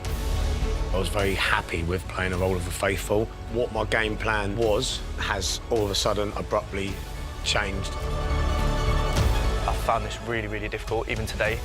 Getting rid of Amanda, feeling really guilty, but what's the point in going through all of the rubbish that I've gone through and had to make all of these horrible decisions if it's not going to be worth it in the end? Do you accept? It's a huge crossroad. I'm going to have to turn on people I like. I'm trying to think if it's the right decision. I'll have an opportunity here also for myself and for my family. Being killed is not an option for me. I accept Will. Let's play. Let's play. Let's have some fun. Ding ding. Kieran accepts the offer, gets his evil boy cloak, and his little graphic thing updates. Oh, I love it. Basically, our first task as traitors together is to murder someone tonight. Let the game continue. Yeah, that's not your best, Kieran. Let the games begin. When Wilf takes Kieran to the traitor turret dungeon thing, I just really get the vibes of a kid excitedly showing his dad a project he's really proud of, but also a bit embarrassed about, and the dad has no idea what's going on, but he's trying to be supportive. Hello, mate. Hello, mate. Is this where it all goes on? Yeah, this is where rascal? we do our little scheming. Okay. Sorry. All right, bring me up to speed. I mean, the conversation then turns to murder, but you know, that's basically what's going on. Candidates for murder today are Andrea, Maddie, and Meryl. And is it me, or is Kieran, like, A, a bit bitter about this whole thing, and B, not fully on board with Wilf? Not going to be easy, but I'd rather be here than dead. So thanks for that. That's all right. First murder, we agreed. Yeah, we agreed. Participate in the first murder. It didn't feel good at all. But I had to be very careful. If you don't build alliances, you won't survive. I'm a serial killer. I've done this too many times. So how does it feel first time murdering someone? Yeah, it's hard, but it's a tactical plan that needs to be done. So I have an alliance, but that individual has killed his fellow traitors. It was a massive gamble, and I hope I can trust Will. 6 players remain after the murder. Obviously, Wilf and Kieran turn up for breakfast, and they're joined by Maddie, Hannah, Aaron, and Meryl. So yesterday took out 2 queens in one fell swoop, as Andrea has been murdered. I'd love to have got to the end. For me, one of the big lessons in this is we can all have a go. We won't all succeed, but we can all have a go. And if we try our best, we will have personally, for each of us, have succeeded. What a pleasure to have had this chance at my age to do this. Thank you so much. I've loved it. I'm not crying, I've just got something in my eye, okay? Hannah throws out a theory that since the other 2 traitors were women, the remaining traitor has to be a man. Which, A, I guess everyone is screwed if a non-binary person plays this game, and B, I don't know, is that a bit too meta? Why does it have to be a man, just because the show wants to be inclusive of its murderers? I don't know how to feel about this reasoning. Regardless, there's only 3 men left, Aaron, Wilf and Kieran, so this theory could be a bit dangerous for the traitors. Do you trust Kieran, 100%? Kieran, I think, at the moment is trustworthy. And the thing is, like, we've done really well as a group. And I trust you and Kieran. Yeah. And Meryl. I feel positive about having Kieran on my side. I didn't trust Amanda, but I'm going to trust him. I need somebody like that with me in the final. So we're sort of trying to keep our name off the radar with each other, which is not easy. Dang, turning over a new leaf? Character development? Crikey. Right, everyone raise your glass to an experience of a lifetime, to Andrea, and also To a living legend. to the legend. living legend. Living legend. That was nice. Right, cheers. Cheers. Cheers. If you would like some more character development, Maddie says she's wavering on Aaron at breakfast, then finds him afterwards and says she no longer thinks it's him. They even hug. What is happening? I know it's 100% Will. I just think he's the traitor. And no one else is listening to that. I think it's Will, guys. No, it's not. I promise you it's not. I would bet my life on it. I would. Screaming Will now. It's not. I promise you it's not him. Oh, if it is, I'm going to look like such an idiot. Plus, Aaron has a tactic for today instead of bumbling from group to group. My tactic for today is to convince at least 3 people that it's Kieran and then get Kieran out. Last night, he went in on Amanda like he knew it was her, so I feel like he's got some like inside knowledge. I mean, wrong reasoning, correct answer. I'm used to this by now. And the person I think it is, right, which sounds like shit saying it, but it's Kieran.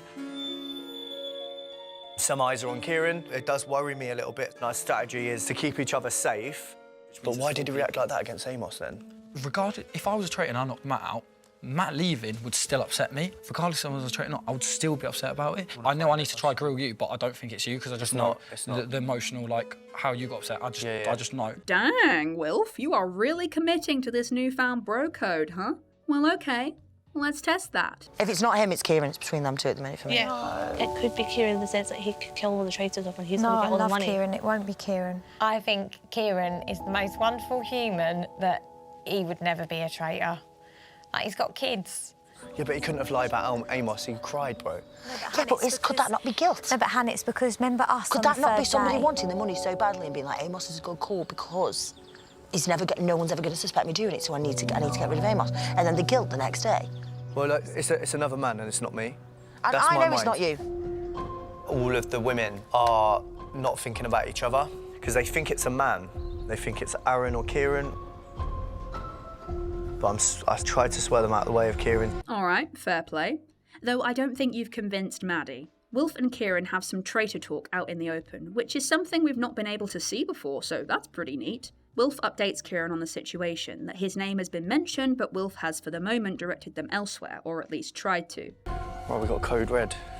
Who with what? Code red. Meryl and Hannah thinks it's you. Oh, okay. There wasn't much reasoning to it. When you think about ourselves here, mate, not anyone else now. Because if we both get through to tomorrow, the likelihood of us winning is very, very good. That's what I mean. So we both need to get through to tomorrow. We're game on the deal then, aren't we? We're fine where we are. 100%. Yeah. I promise you I won't fuck you over at any point. That's why I told you straight away. We're talking a lot more than what me and the other traitors did before, because I think it's important for us to touch basis a lot. There's a path here if we stick together, mate. If anyone crosses or turns on each other, then there's no path. But I think, to be honest, you've already done it to your other two traitors, mate, so you need to back together on this one. So no, but mate, that's the facts of the matter. Yeah, that's the facts of the matter. Yeah, it is. So I wouldn't. And obviously, Andrew last night was really hard for me, mate. I'm not going to be honest, and I've lost an alliance. Fair play, mate, though, for doing it from the beginning. Fucking fair play to you. Do you know how hard it's been, mate? Mate, I just couldn't even imagine it, to be honest with you. I couldn't even imagine crying it. Like, to keep that poker face for 11 days. Like, well done. Game plan-wise is survival at the moment. I'd very much like to get to the end. Obviously, I now have an alliance with Will. Friends close, enemies closer. It's very tactical now. So it seems like the Wilf-Kieran alliance is holding fairly strong, at least for now. Mission: cross a bridge. Skip. In the cars on the way back to the castle, Wilf, Meryl and Hannah decide to vote for Aaron. Meanwhile, in the other car... Yeah, I think we've got the short straw in this car, I'm not going to lie, because all of them have been saying you two. Well, me? Yeah, Will and Meryl have said that. Maddie? Wilf defended Kieran, actually. He never mentioned his name at all. Are you... Is this deliberate, or... Are you mistakenly sabotaging the only stable alliance in this entire show because your memory frickin' sucks? Okay, Wilf said... Well, look, it's another man and it's not me. Which, okay, maybe hints at Kieran a bit, but what is he supposed to say there? When Kieran's name gets brought up earlier, though, he does defend him as best he can without seeming suspicious. Maddie? Maddie said that my name's been mentioned this morning by Will, which obviously I'm not impressed about in any way, shape or form. It's quite evident that Will's got his own game plan from the very beginning. Bringing me on board was a pretty pointless exercise. No, Kieran, this is a misunderstanding. The bro code. The bro code! Are you trying to fuck me over? You two. If us three go for Will, that's 3 of the votes for Will. It will be an even split then. I think going for Aaron is easier at the moment. I think it's going to have to be Because Kieran's really influential and he scares me. Yeah, he scares me a little Like, bit, it makes me like, because he can turn everyone against you. Every single alarm bell in my body is telling me it's a man, and I know it's not me. Yeah, it's not you. The person that's done this role has been immersed in it since day one, mate. If he's going to throw me under the bus, I'm 100% going to throw him under the bus. So let's see what happens tonight. It seems to be going head to head. The gloves are off now. Yeah. Tonight's going to be like scared. A bit of a mad one. Oh, God. Oh, my goodness. I feel like I'm watching a car crash in slow motion and I cannot look away. What are you doing tonight, Maddie? We need to know. Don't waste on Will, please, Maddie. No, I'm going for Will. And so are the other two, because it's definitely him, guys. Shut the fuck up. 100%. We've all seen the light. Wait, what do you mean? Have you just talked about this in your car? Yeah. No, both of them are like definites. Kieran, Aaron and her were all going to vote for Wilf, which just seemed to come out of nowhere. We don't understand why that's happened. We need to go for one of them, either Aaron or Kieran. We need to Maddie. You're making a big mistake going for Wilf. You're killing us all. When did this become Danganronpa? I don't feel like I can properly communicate the absolutely wild disintegration of trust this episode depicts with just these clips. Literally, alliances change from scene to scene. It's like trust-based whiplash. So, Maddie tells Hannah and Meryl that she, Aaron and Kieran are voting for Wilf. Hannah goes to tell Wilf this, questioning why Kieran is suddenly voting for Wilf. Of course, we know that Kieran thinks that Wilf has betrayed him, and now Wilf thinks that Kieran has betrayed him. Like, I don't know why he threw my name. Maybe he threw it so we don't look at someone else. I don't know what, or he's doing it so we kill off each other. I don't know. Meanwhile, Kieran is just like pissed off, I guess. Why's my name being mentioned today as well, apparently? So my name's banged around today. My name's been banged around today. So I'm not Kieran, do you want to impressed. sit down? Hand budge up a bit so he's got arm movements. I'm confused. Well, apparently my name's been mentioned, and you've said it today. I said your name today? Yeah. To who? I don't know. Aaron pulled me into the billiards room. Yeah. He just said, I think it's He Kieran. just said the same to me, and think I'm a chat No, with he you because pulled you me in- mentioned he his pulled me in name, the so pulled me in here the we billiards go. room. Someone's playing a silly game here. Yeah, someone's and playing it's a pissing game. me We off. just realised Yeah. that. Yeah, we So just someone's realised playing that. off against. Yeah, I'm yeah, not. they I'm not having it if I'm honest. Yeah. I'm fuming. Yeah, so am I. Someone's going simultaneously working the crowd and going. Yeah. What do you think about? They're playing the game. We're all dancing to their tune.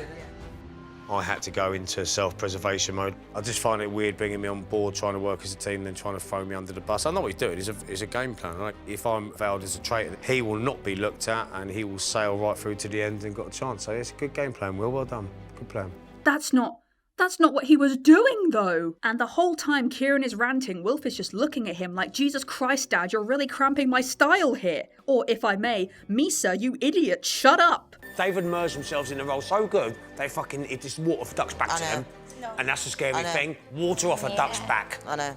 I really like Kieran, but he's not controlling his emotions very well. I need water.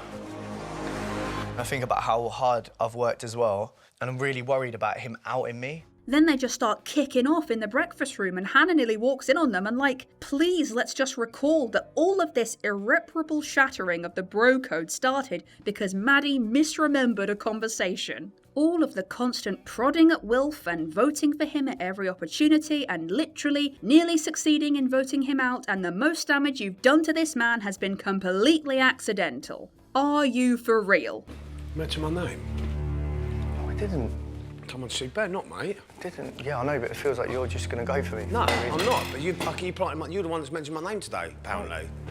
Aaron just told you he mentioned your name. He literally just told you he mentioned your name, and I went... What are you thinking now? Seriously, what are you thinking? Because to be honest, it was after I heard that you were going for Wilf, I was like, why has he turned? Yeah. Why has he turned? Because who come up to me this morning Aaron, saying that and I thought we were fine. He just admitted that he came to me and said your name, and I came and told you. Right, someone come up to me and said Will's fucking fine. Right, okay. No, I didn't. Aaron asked me. Okay, so that's what I'm fucked off about. Did I not so that's what I come and tell you straight. So did I yeah. not come and tell you No. that? All right. Yeah, I did. I came and told you and said they're thinking that. Don't fuck me over. Exactly. Don't Don't fuck say me over, anything. bro. Because someone's playing a silly game, mate. So I was devastated. So simple as that. Will's fully immersed in the role, and watching him tonight. He is well and truly out for #1 without a shadow of a doubt. So I'm just going to make it quite clear where I sit. Bloody hell. Meanwhile, Aaron, the one innocent it feels like in a sea of guilt, is upset because the parents are fighting. You alright, Aaron? Yeah, I'm just fucked off. Why? Everyone's turning on each other and it's Agree. pissing me off. That's why. I just don't like people shouting at each other, but then Same. I don't like people talking about me when it's not me, and it just fucks me off. That's why I told you straight away.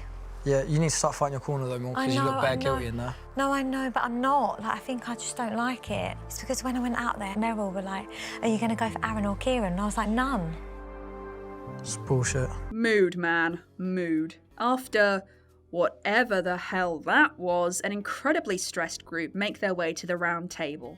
I think we've gone past the point now where we were all very civilised last night, and now I think people are smelling the final, and I think people are going to want to fight no matter whether they're a traitor or a faithful. Wilf and Kieran's relationship seems to be vaguely repaired, but we're not ever going back to the halcyon hours of the bro code, that's for sure. Meryl's name is suggested, sort of out of nowhere, given, you know. Whoever the other traitor is, it has to be a man. But to be fair, the points are valid. She tends to follow the pack with her votes, or just straight up gets it wrong most of the time, doesn't suggest many people herself, and Aaron asks her why she approached Maddie with just Kieran and Aaron as options for votes, which doesn't happen exactly the way they all suggest. She doesn't actually say, who are you voting for out of Aaron and Kieran? She just says, we need to go for one of them, either Aaron or Kieran. We need to Maddie. So make what you will of that. She didn't come up and go, right, come on then. Which should we go? She didn't do that. No, but I think you both were like, who do you think it is? Because at the time, we were like, it's a man. So it's not that Meryl has gone, I think it's Kieran or Aaron. What do you think? It was literally, and we all talked about that. We all said it's got to be a man. You've always been saying to people, it's Aaron or Wilf. Yeah. Yeah, Always. so why is that wrong for her to come over to you and do the same thing? Because I'm not saying pick one. I'm just saying that's who I think it is, and I've done a 360 on Aaron, which I've said that. But I generally do think it's you, Will. But you're wrong. And let me tell you, right?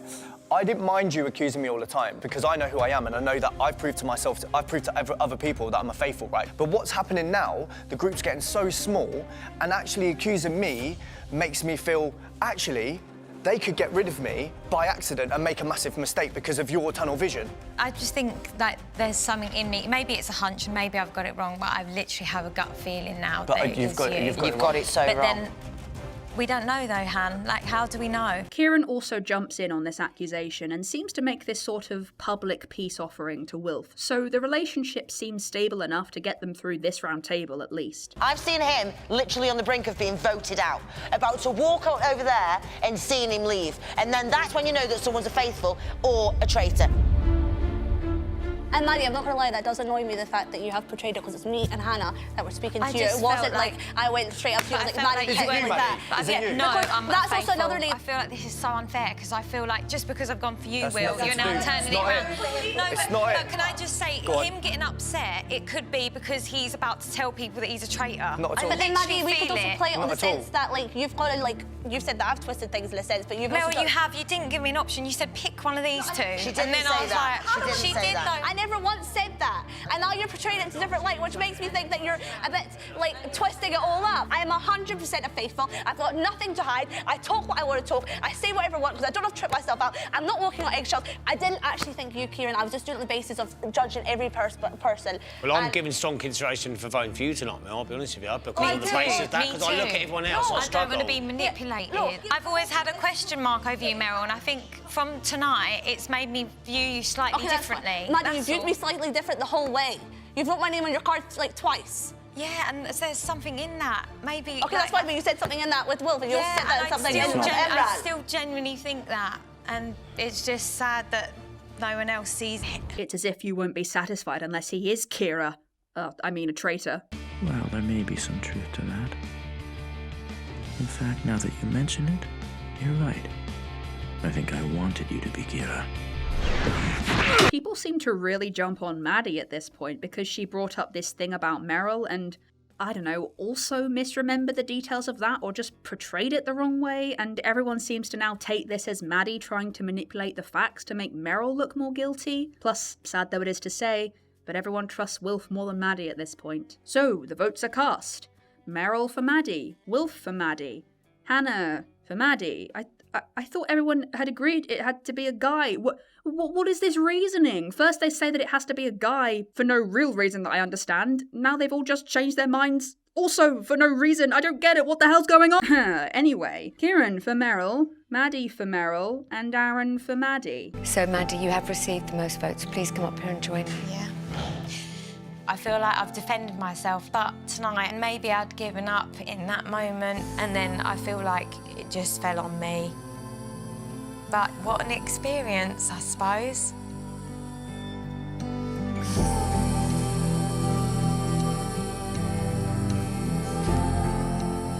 Maddie, before you are banished from the castle forever, please reveal if you are a faithful or a traitor.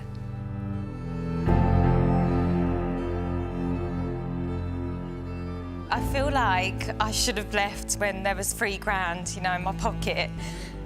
But I think money comes and goes in life, and I've learned so much about hope and belief in yourself, and people are more important than money, I think.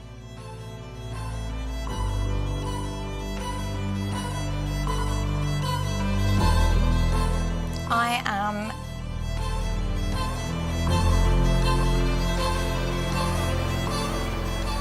faithful. And so Maddie is eliminated, finally ending the long-standing rivalry between herself and Wilf. Everyone, the Shinigami...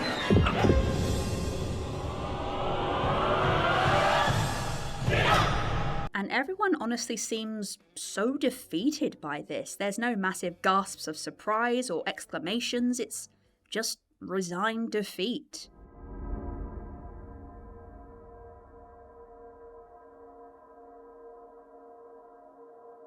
But just to stop the defeat being a little too overwhelming and depressing, Claudia has an announcement. You really deserve a great sleep. Nobody is going to get murdered tonight. Yes, let's go. Let's go. Thank God we can all have a good night's sleep. So the traitors can't murder anyone tonight, which is good for the faithful because it actually gives them a hope in hell of winning this thing. Tomorrow, you are going to face the mission to end all missions. Oh, God. Not only that, your evening has the highest stakes yet.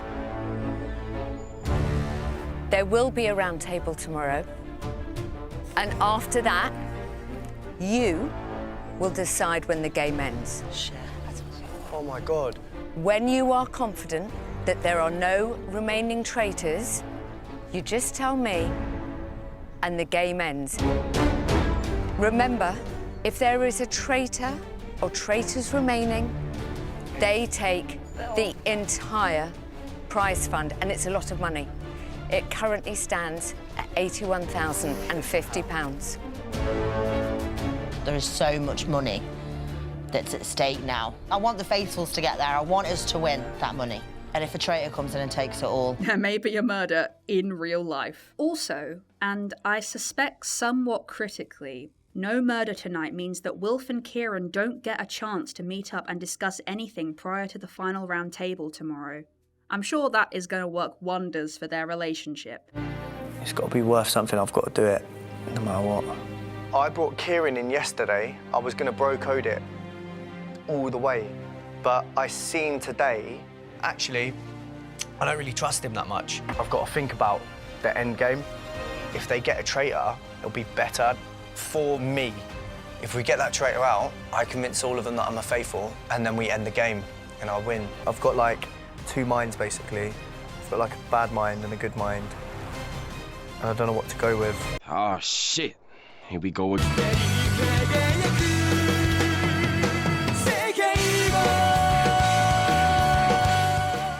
So, at long last, we reach the final, with the last contestant standing being faithfuls Hannah, Meryl, and Aaron, along with the two traitors, Kieran and Wilf. No murder last night, obviously, and as the contestants filter in, we get a short interview/highlight reel for each one. And you know how at the end of the last episode, Wilf said this? I've got, like, two minds, basically. I've got, like, a bad mind and a good mind. And I don't know what to go with. Well, the bad me kind of wants a traitor win here, just because Wilf has been the most entertaining contestant on any TV show ever, and kind of deserves it just for the chaos he's caused. On the other hand, the innocent uwu cinnamon roll inside me really wants a faithful victory here. Or at least wants Aaron to win, just so he can win some money for his mum. If I could win that money, I could put a deposit down for my mum. I'm just going to keep pushing for her. I'm deeply invested at this point. Plus, he's just too dang relatable, and I feel as though he's been through a lot during this show, so it's kind of deserved, honestly. The other contestants are also supremely likeable as well. We have to do one more banishment before we have the opportunity to end the game. And we've got 80 grand in the pot, possibly to be shared between 4 people. It could give me all the time in the world to write, to gig. It really would mean the world to me to win that money. It would be lovely to get to the end, and I know, obviously, no one wants the traitors to win. For me and my family, we've had a tough time, so to win an amazing amount of money, it would be a dream come true. I never thought I'd ever get this far. Literally once-in-a-lifetime experience. Like, when are you ever going to do half the stuff we've done? Oh my gosh! It's stuff that is off my bucket list, and I can't explain the connections you make with each other. Like, I genuinely feel like I've known them for years and years and years.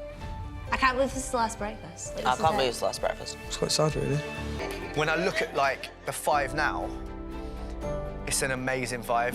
Yes, I'm a traitor and stuff like that, but the people that are left, like, I feel like I've probably helped them get to this point by not murdering them. So I'm trying to make myself feel better for all of the bad shit I've done, basically.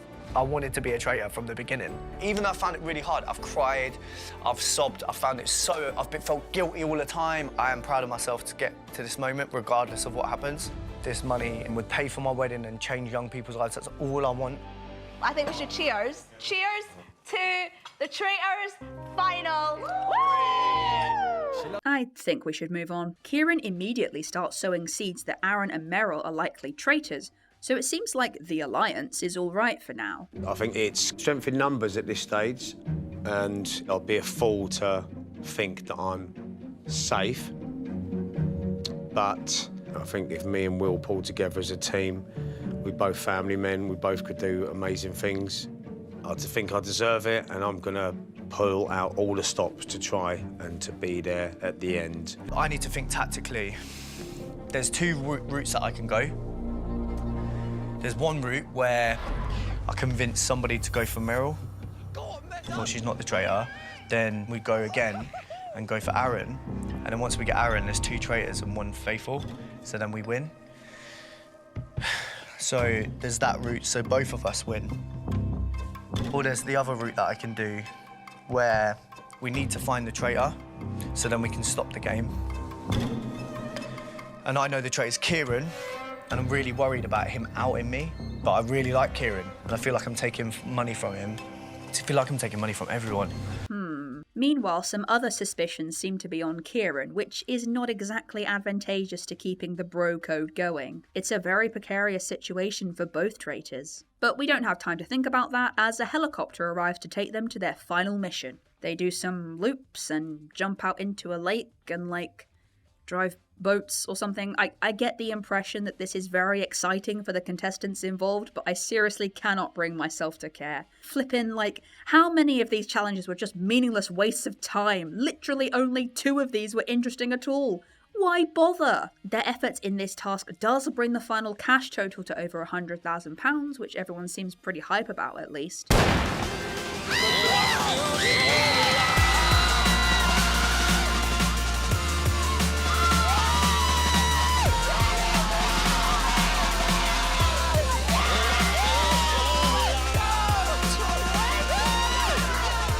Well done, 20k.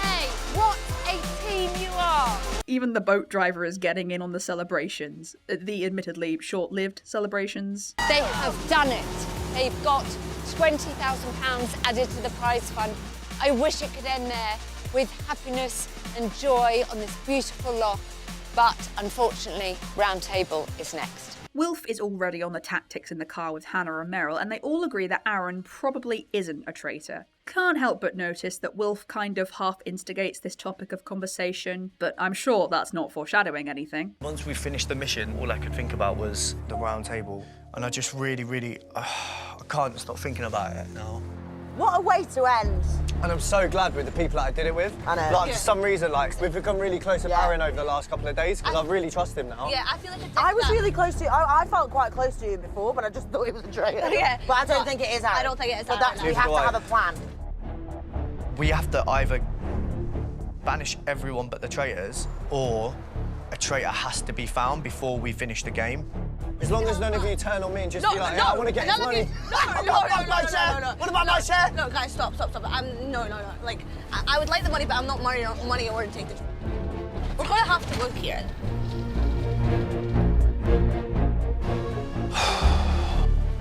I never thought I'd go against another traitor again, but as the way he stands, I've got to go for Kieran. I've got to go for Kieran. Wow. Who would have seen that coming? Meanwhile, Kieran, in the other car with Aaron, has an air of resignation, but also mystery about him. There's obviously one rogue person in there. I'm probably getting looked at again. I'm not going to sit there defending myself. I'm just going to let everyone make their own decision. But you don't know the level of backstabbing people will go to over money. It's just the way it is. People you least expect. Reading the people that are left and how it is, my fate, I think, at the moment sits with Will and how he ends it, basically, because the numbers are stacked against me. I think there could be a slight plan, and I'd like to think that we could make it through together, but you just don't know. It's the traitors after all, isn't it? Finally, someone gets it. I'd like you to leave the grounds immediately. No. No, what? No! No, that's not, no. It's called the Traitors. With no twist, so no twist, No twist. What's the name of this show? Traitor. There you go. Okay, there's this really weird back and forth scene next that I'm gonna try and explain as best as I can. So Wilf has agreed with Hannah and Meryl to vote for Kieran, right? Or at least that's been very heavily implied. Now, on his own with Kieran, Wilf says he's going to vote for Meryl, which is a lie, or at least something Wilf is saying to keep Kieran on side. Kieran asks if Hannah is also going to vote for Meryl, and Wilf is like, I think so, but shall I ask her? So he leaves the room, finds Meryl, Aaron and Hannah, tells Meryl that Kieran is going to vote for her, asks Hannah to come with him into the other room so she can also lie about who she's voting for. They're all just in this room together, and Kieran is just playing billiards alone in the other room, just what is going on? When Hannah and Wilf get into this room, Hannah tells Kieran that she doesn't have a solid idea on who to vote for yet. Kieran picks up on the weird vibes both of them are giving off and can very clearly sense what is happening here, that he is very much the outcast of the group and almost seems to kind of lean into this role, almost to a sinister degree. He doesn't speak much, and when he does, it's all cryptic. What will be, and such like. Hannah leaves. Wilf then leaves briefly, I think to go speak to the others. So you sticking to the original plan? Yeah, Right. have to, man. I hope she's not. It's one of them things. The back of my actually. Will's been shady all day. I could tell he'd done exactly what he'd done to the other two traitors, worked the crowd. Good luck to him, but don't call me in and bring me on side to stab me in the back. I don't appreciate stuff like that at all. Like I said earlier, there may be some real-life homicide. Kieran puts on his villain coat and enters the room with everyone else as menacingly as possible, sits down for a solid 20 seconds, then leaves in complete silence, even when addressed by Meryl. Then he goes and finds Hannah and has this really awkward conversation with her. Well, one thing we do know, mate, it ends tonight, that's for sure. So It certainly does, one way or another. yeah, I think it's going to be a proper eye-opener, I think. Oh, I need to do my nails. I'm going to go get my nail varnish.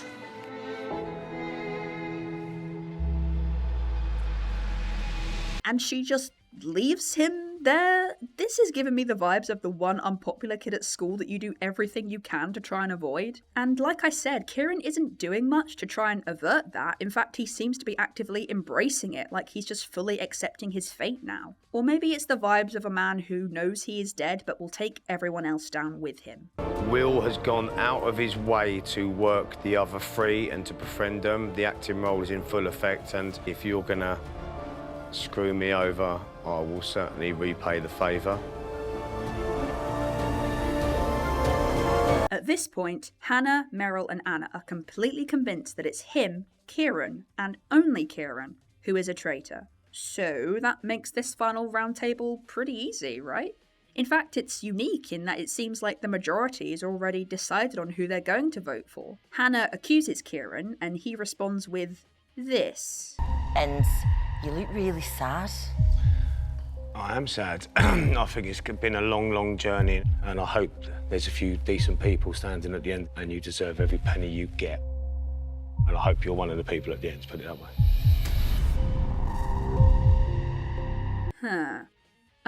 Meryl accuses him, or starts to anyway, before he interrupts her and says this. No, listen, guys, don't explain yourself and don't start trying to make yourself feel better. There's been a lot of talk behind my back today and a lot of chats. I'm very good at picking up on vibes and stuff like that. I'm very good, and I think certain individuals are playing an exceptionally good game. And I do feel sorry for some of you, I really do. Aaron accuses him also, and he says this. My emotions have gone, mate, since Amos. I've had twists and turns, which you guys will find out, and you will find out a lot. But I don't. What do you mean by I'm not going to sit here defending myself. I'm not asking you to defend yourself now. I'm asking you to say. Myself. You keep saying these cryptic things like twists and turns. What do you mean? I can't. At this stage where I'm at, you've all made a decision, so I'm quite happy for you all to put my name on the board right now, and I'll stand up there with immediate effect. I can go out here with my head held high. I know there's been scheming behind my back today, and certain individuals are going around saying, what do you think of some? I'm well skilled, I've been around the block. You can raise your eyebrows as much as you like. No, it's this crypticness I don't understand. Yeah, no, I would like to speed up the process and get it over and done with if I'm up to if it's okay, Claudia. And you may have noticed that Wilf has not said anything this entire time. Curious, that, isn't it? Before we go to the vote, does anybody have anything else to add? So, with that weird discussion, if you can call it that, done, time for the vote. And Kieran gives this little nod at Wilf, which Hannah picks up on.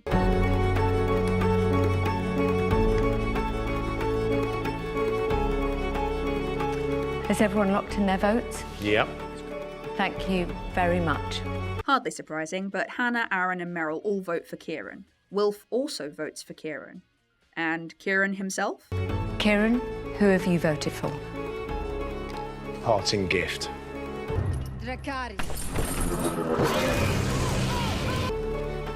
Will. Thank you. Should never have trusted him, but then he should never have trusted me. I need to think of a reason why Kieran would do that, to say to them, because they're just racking their heads. Why would he say that? Why has he done that?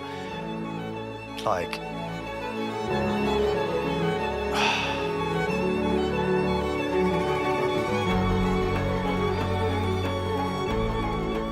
This game's ridiculous, man. I knew it would be a flat-out vote for me today without fail. I could read him like a book today. There's no way he was ever going to share that. Like he wasn't going to share it with Amanda or Alyssa.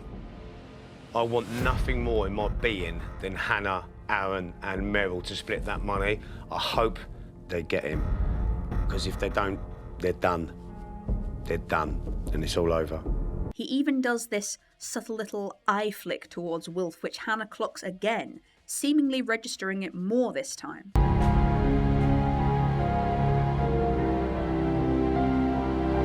Please now reveal, are you a faithful or a traitor?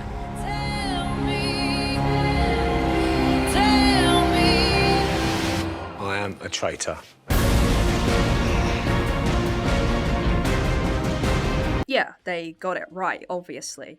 But that isn't quite the end of proceedings, as they now have to decide if they're happy for the game to end there, or if they think there is still a traitor among them.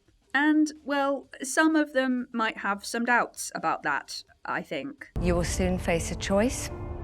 If you believe you are all faithful, you will end the game. If you believe there is a traitor in your midst, you will then banish again. By the end of the night, we'll work out who is taking the money home. I will see you very soon.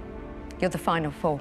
Right. What did he mean? I swear, what did I'm he not... mean, Will? Whoa. Let's just, before we get to that, let's talk about what just happened. So, Kieran. Clearly he recognised that from a certain point the whole table was against him. Wilf, from the start, has been able to influence what players remained in the game, and it's obviously no coincidence that he is very close to and very trusted by the three remaining faithful. Kieran also has the disadvantage of being brought in halfway through the show, so he's had less time to develop as strong a relationship. So there was pretty much no way he would have been able to swing everyone round to vote for anyone, whether that was Wilf or even one of the faithful. So maybe his acceptance of their arguments was exactly that, just him realising he couldn't fight against it. Or it's possible it was a last-ditch tactic to make himself look so suspicious that they all second-guessed their votes and thought he was too obvious. But I think it's fairly clear that this is basically just revenge for Wilf backstabbing him. Though, to be fair to Wilf, it was the least suspicious course of action for him to take.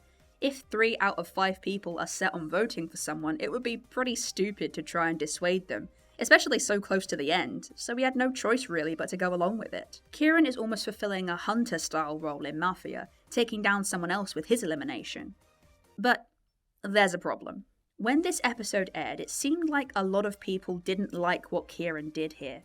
Let's just go back, if I may, to the Traitor's Oath from episode 1. Do you promise to lie and deceive throughout the game? Are you willing to murder a fellow player every night? And do you vow to keep your identity and the identity of your fellow traitors a secret? I promise. So the controversy here is that Kieran broke the third commandment, I guess, by not at all subtly indicating that Wilf was a traitor. And ignoring the fact that we never saw Kieran taking this oath, because the contestants are not role-playing here, okay? They're just not. Let's discuss this for a moment. So this rule is clearly here to prevent people from just saying who the traitors are and, ruining the whole point of the show. I can see how people thought that this maybe stretched the rules a bit, but I mean... So I'm gonna go for Alyssa. I'm really sorry, Amanda, I put your name. This is okay, because Wilf is acting as a faithful here, whereas Kieran is acting as a faithful, acting as a traitor, I suppose. But that's just the thing. Yes, Kieran is revealed as a traitor immediately after he does this eye flick to Wilf in front of Hannah. But the thing is that Hannah does not have to take this as fact. No one does. In fact, it seems like initially they're reluctant to.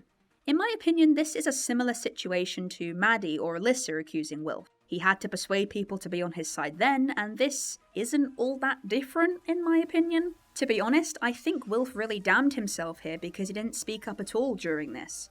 Probably because he didn't want to turn on Kieran until the last possible moment, but it makes Kieran voting for him just seem really random. Alyssa, for example, was one of the people who voted for Wilf the night she was banished, and that worked because it didn't come out of nowhere. Wilf basically turned the table on Alyssa, so it seemed a reasonable course of action for her to vote for him. No suspicions raised. Whereas with the Kieran situation, since there doesn't seem to be any reason why Kieran voted for Wilf as opposed to Meryl or Aaron, it just further sows seeds of doubt. His actions, like the looks towards Wilf, were just icing on the cake. Also, I just think this is a really interesting tactic, honestly, and not one we really got to see with Alyssa and Amanda. We'll obviously never know if Kieran could have convinced people he was a faithful, but this tactic of convincing them so completely that he's a traitor is a really cool play in my opinion. Like Meryl says, the argument ends too quickly. It's too easy, and that plants the seed of doubt in everyone's mind that they're missing something, where before they had complete confidence in each other. Ultimately though, Kieran only cast doubt on the situation, and Wilf has dispelled doubt cast on him before. So let's see if he can this time. Resume. I will see you very soon. You're the final four. Right. What did he mean? I swear, What did he mean, Will? Will? I swear I'm not a traitor. I Please. swear, I'm not. I swear on everything. Why did he do that? Because I Why did you switched say on him. parting gifts? Because I switched on him. Yeah, but that's the only reason I can think about it is that I switched on him. Because I you're was not told a him I was traitor. going for. I'm not a traitor. I swear on everything. Why did he just say parting gifts? I don't know. I swear down now. I swear on everything. I swear down now. If you want me to swear on anyone's life, I can. I swear down now. It's because he's caught me talking about him a couple of times today. That's the only thing I can think about. If you want to do another round and banish me, that's your thing, but you'll find out. I promise. I swear down now. I'm not here. I'm not a traitor. I swear. If you really believe I'm a traitor, that's cool. I don't, but I swear, that was I'm weird. not. Will. Yeah, I know. Don't you? How do you think I feel? He's just literally set me up in front of you guys to get rid of me. How do you think I feel? He's literally just sat there and set me up in front of you guys. To make me look bad so he can get rid of me. Why does he want that, Will? I don't know, but I'm not a traitor. But he's a traitor, guys. We got I one swear. right. He's a traitor. Like, you lot are going to get me out for no reason, and you can't, like... I'm not getting... Well, I Jack, I don't swear. want to get you out, Will. There can't be another traitor. I am not. Will, why? Guys, Just Mel, please. Sorry. Why was he doing like why was he going like all cryptic? That's and then, what he was saying. And then at the end, he went, "This is a parting gift." I can't stop shaking. How do you think I feel? There's a How do lot you of think I money. feel? I know. Will, I swear. To me, I'm about... I know. No. To me, yeah, I'm about to have money taken away from me, yeah, for no reason, just because I wouldn't follow his little You know plan. how much it means to everybody that you're Yes, at this table. yeah, of course. I don't know what to do from here. We either just trust that it's a game that you clearly can't trust people, but you're just going to trust because I genuinely, hand on heart, do trust you guys. I've been nothing, yeah, but Do you know what? real Do you know what? and transparent Do through you know the what? whole beginning. Here's what I'm going to do. Wilf, I've never ever wavered on you before, and it was just that comment. I promise you, you're wrong. I promise you. I don't think you're a traitor, mate. It's just that risk. I don't believe that any person around this table is a person that could do that. I'm just going to trust that I trust you guys. I don't think I can handle voting you out, Wilf, and then you being a faithful. I don't think I can handle that. And I am a faithful. Quite reasonably, everyone is very eyes emoji at Wilf because of all that. And you can tell he's desperate here because he delivers the highest percentage so far. Do you know what? Like, first of all, I apologise for shouting when I was in there. I just don't know. I thought I came... You don't need to apologise. No, but I came past defending myself. And I promise you, like, I don't even know how to say it. I'm a faithful, 100,000,000%. I promise you. I can't tell you what he's thinking. Can I just tell you what I'm thinking? Yeah, right? go on. In a month's time, if I look back on this and I think I got to the very end and it was literally within my grasp, And for some reason it got taken away, I'd be so upset with But myself. mate, I'm asking you to trust me over trusting Kieran. That's all I'm asking you to do. And if I stand there, and I know we've said this loads of times, but if I stand there and tell you I'm unfaithful, Yeah, and you take that money from me, I can't speak to you again. The ultimatum. It seemed so unlike Wilf to say that. I don't know what to do. Uh-oh. I'll see you in a bit. Oh, I need to do my nails. I'm gonna go get my nail varnish.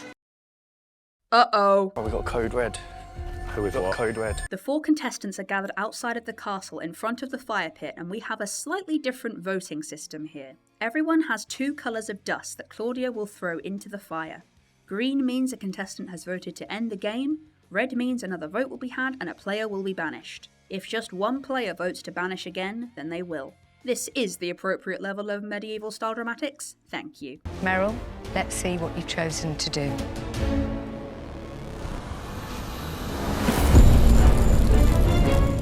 Meryl, you chose to end the game. Will, let's see what you've chosen to do.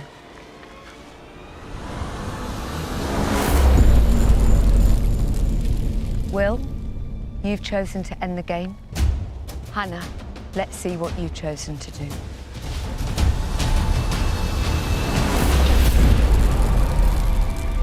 You have chosen to banish again. Why? I don't know why Kieran said what he said. And then I was given an ultimatum just now by Wilf. And in my mind, if you have to give an ultimatum, then there is no trust. Literally better than Shakespeare. But, Aaron, let's find out what you chose to do.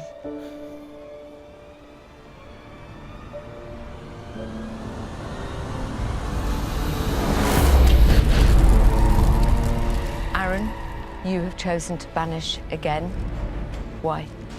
I just put my mum first, and that's all I was thinking about. It's just that thing in my head where it's just going to get taken away, and Kieran's either done... It's just had it taken away for no reason. I know, but I'm just trying to say, Kieran's either done a really nice thing, or he's been the biggest knobhead of all times, and just done this. Just look what he's done in the past. Don't it just say it all? What he's done to what I've done. I don't... Sorry. I'm just... I'm sorry. Oh boy. So now we're back to the usual style of voting. Names on a slate. And one name in particular. Hannah, who have you voted for? Wilf.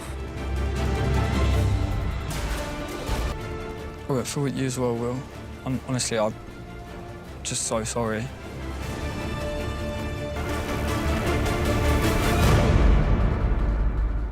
Will. And so we return to the same place we were at the beginning of this video. But now with all the context of what exactly led us here, the deception, the emotions, the backstabbing, the rivalries and relationships that got us here. Will, you have received the most votes. Will you please reveal if you are a traitor or a faithful?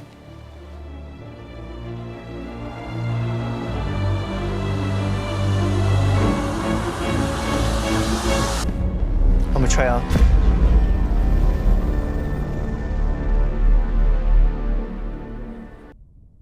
That's right. I am Kira. You are joking? No. I can't even put into words how actually fucking happy I am at the moment. I'm so happy for you guys. Like, I've found it really hard, and I've had to fight. And then the more I've got to know you guys, the more that I've had to try and steal money for you. It's really hard. But honestly, I couldn't go through this process without people that make me happy. And you lot made me happy and made me enjoy being here. Every day, I tried to play as a faithful and tried to enjoy my time here. And the only way I could do that was by having people like you around me, knowing that if this time ever comes, at least the money's going to people that I really like. I love you so much, man. Honestly, and you don't understand You're how... a massive dickhead, but I love you so much. You are a massive dickhead! For ages, I was like, why am I still here? Like, I thought I would have been out. Thank you. I really, really want to say thank you. You don't need to say thank you, yeah? I really mean this. Yeah. You have been the most amazing player You are banished from the castle. Cool. Can we hug him before he goes? Yes! Yes. Come on. Yes! Absolutely not. I'll never get it back. I've still got you. I love you. Honestly. We'll get the drinks. Yeah. Will, are you all right? I'm good, yeah. I say this with love in my heart. Yeah. You are banished. Oh, thank God. Please leave the castle. Love you. Love you guys. Love you. Enjoy it. Love you. See ya. Oh, I've never seen someone so happy to lose so much money. Oh, mate, I'm free. I'm free. Oh, my God.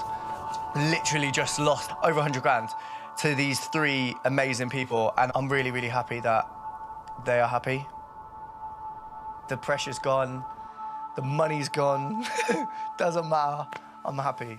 I've enjoyed my time. And just like that, it's over. 3 green flames, 3 faithfuls, and they win. And that's it. Sorry if this seems anticlimactic, but the show says more than I ever could. When Wilf reveals he's a traitor, there's shock and tears, of course, but there's also smiles and hugs and laughs. All throughout this show, there's been stress and lies and barefaced manipulation and intense moments, but it ends with joy, even for those who lost. And I think it's fun to talk about the tactics involved, how Wilf ultimately came undone not just from choosing to recruit Kieran, but from how Maddie, inadvertently or not, orchestrated his downfall by ruining their alliance. Or how the pieces all played into each other, like how Amanda betrayed her 100% and that made people suspicious of her. How putting Alex on trial led to the iconic breakfast scene. Tom even planted the suggestion about traitor-on-traitor betrayal, and then an episode later, Alyssa's out. And then Alyssa being out, was it the fact that she had such an emotional reaction to being voted out that led to Alex declining the offer to be a traitor? And I think it's interesting to talk about whether Kieran cheated in the final round table, but like, Meryl still believed Wilf even at the end, and maybe Hannah and Aaron would have too if he'd said things differently. Heck, if Wilf had picked Hannah as his 100% in the dinner scene, would she have been more trusting towards him? And of course, it's fun to diss the challenges because they can be a slog for sure. But ultimately, I think the show isn't really about any of those things. Game shows as a whole tend to test some aspect of our characters.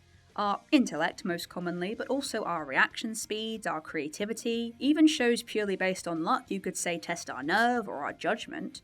What does the traitors test? Our intelligence? Well, no. Debatably, the most intelligent players were murdered because they were threats. Amos, Ivan, Faye. Our ability to lie, maybe? Well, the faithful won in the end. So our ability to spot liars. Well, it took 6 episodes to even find a traitor. And Meryl literally made the wrong choice at the end, trusting in Wilf, but she still won. In fact, she voted really badly throughout the whole thing.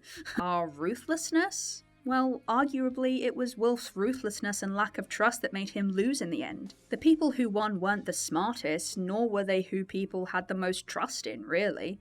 All of them were accused and even voted for at some point, and Aaron especially towed the line of being voted out nearly every other episode. The best tactic they had was being friends with one of the traitors, but that wasn't something that either party did deliberately. People who were fully faithful, Andrea, even Alex debatably, were murdered. People who spoke up with theories, who led discussions, Tom, Maddie, were banished. People who faded into the background, Alyssa, Ryan, were banished too. There is no right way to play this, no guarantee of getting through no matter what you do. It really is a game of luck. So you have to be a little bit popular, but not very popular, liked by the right people, but not by other people, but definitely not hated by anyone, but also hated Hard game, innit? Hated by...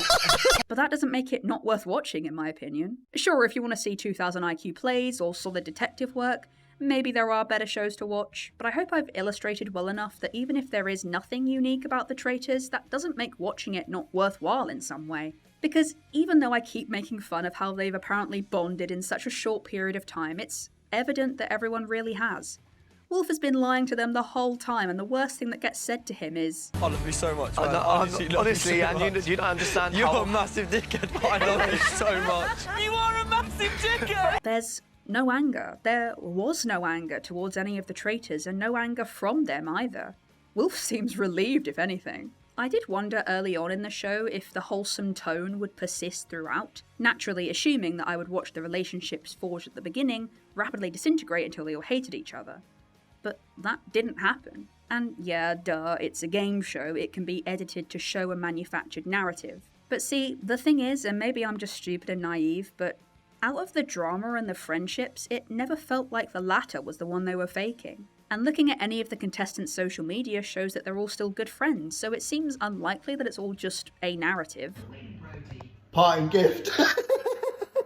I suppose what made this show stand out to me, and why I've spent the last 4 hours talking about it, is that for a show called The Traitors, it really showed the power of trust, of friendship. It ended up not being a display of how ruthlessness and being cold towards others can get you further, but of how developing relationships with people just enriches your life and makes you happy. And yes, that's stupid and sappy, but so is the show! And I think that's why I worry about a celebrity version of this show or a prospective season 2, because while I can see that they could fix the issues with the challenges or maybe introduce some different roles to keep people guessing when it comes to the tactical stuff, what about the contestants? They're the biggest part of the show, their relationships, their emotions, their development, and this was all completely new to them. These were genuine, honest reactions to these situations.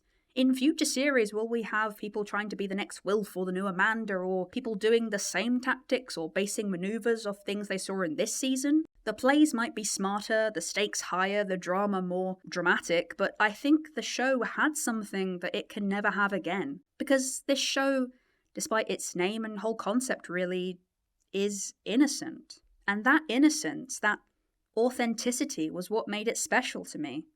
That's how The Traitors truly stole my heart. For all the drama and stupid moments and exaggerated cheese, at its core, as a depiction and affirmation of life and trust and friendship, it really was 100% faithful.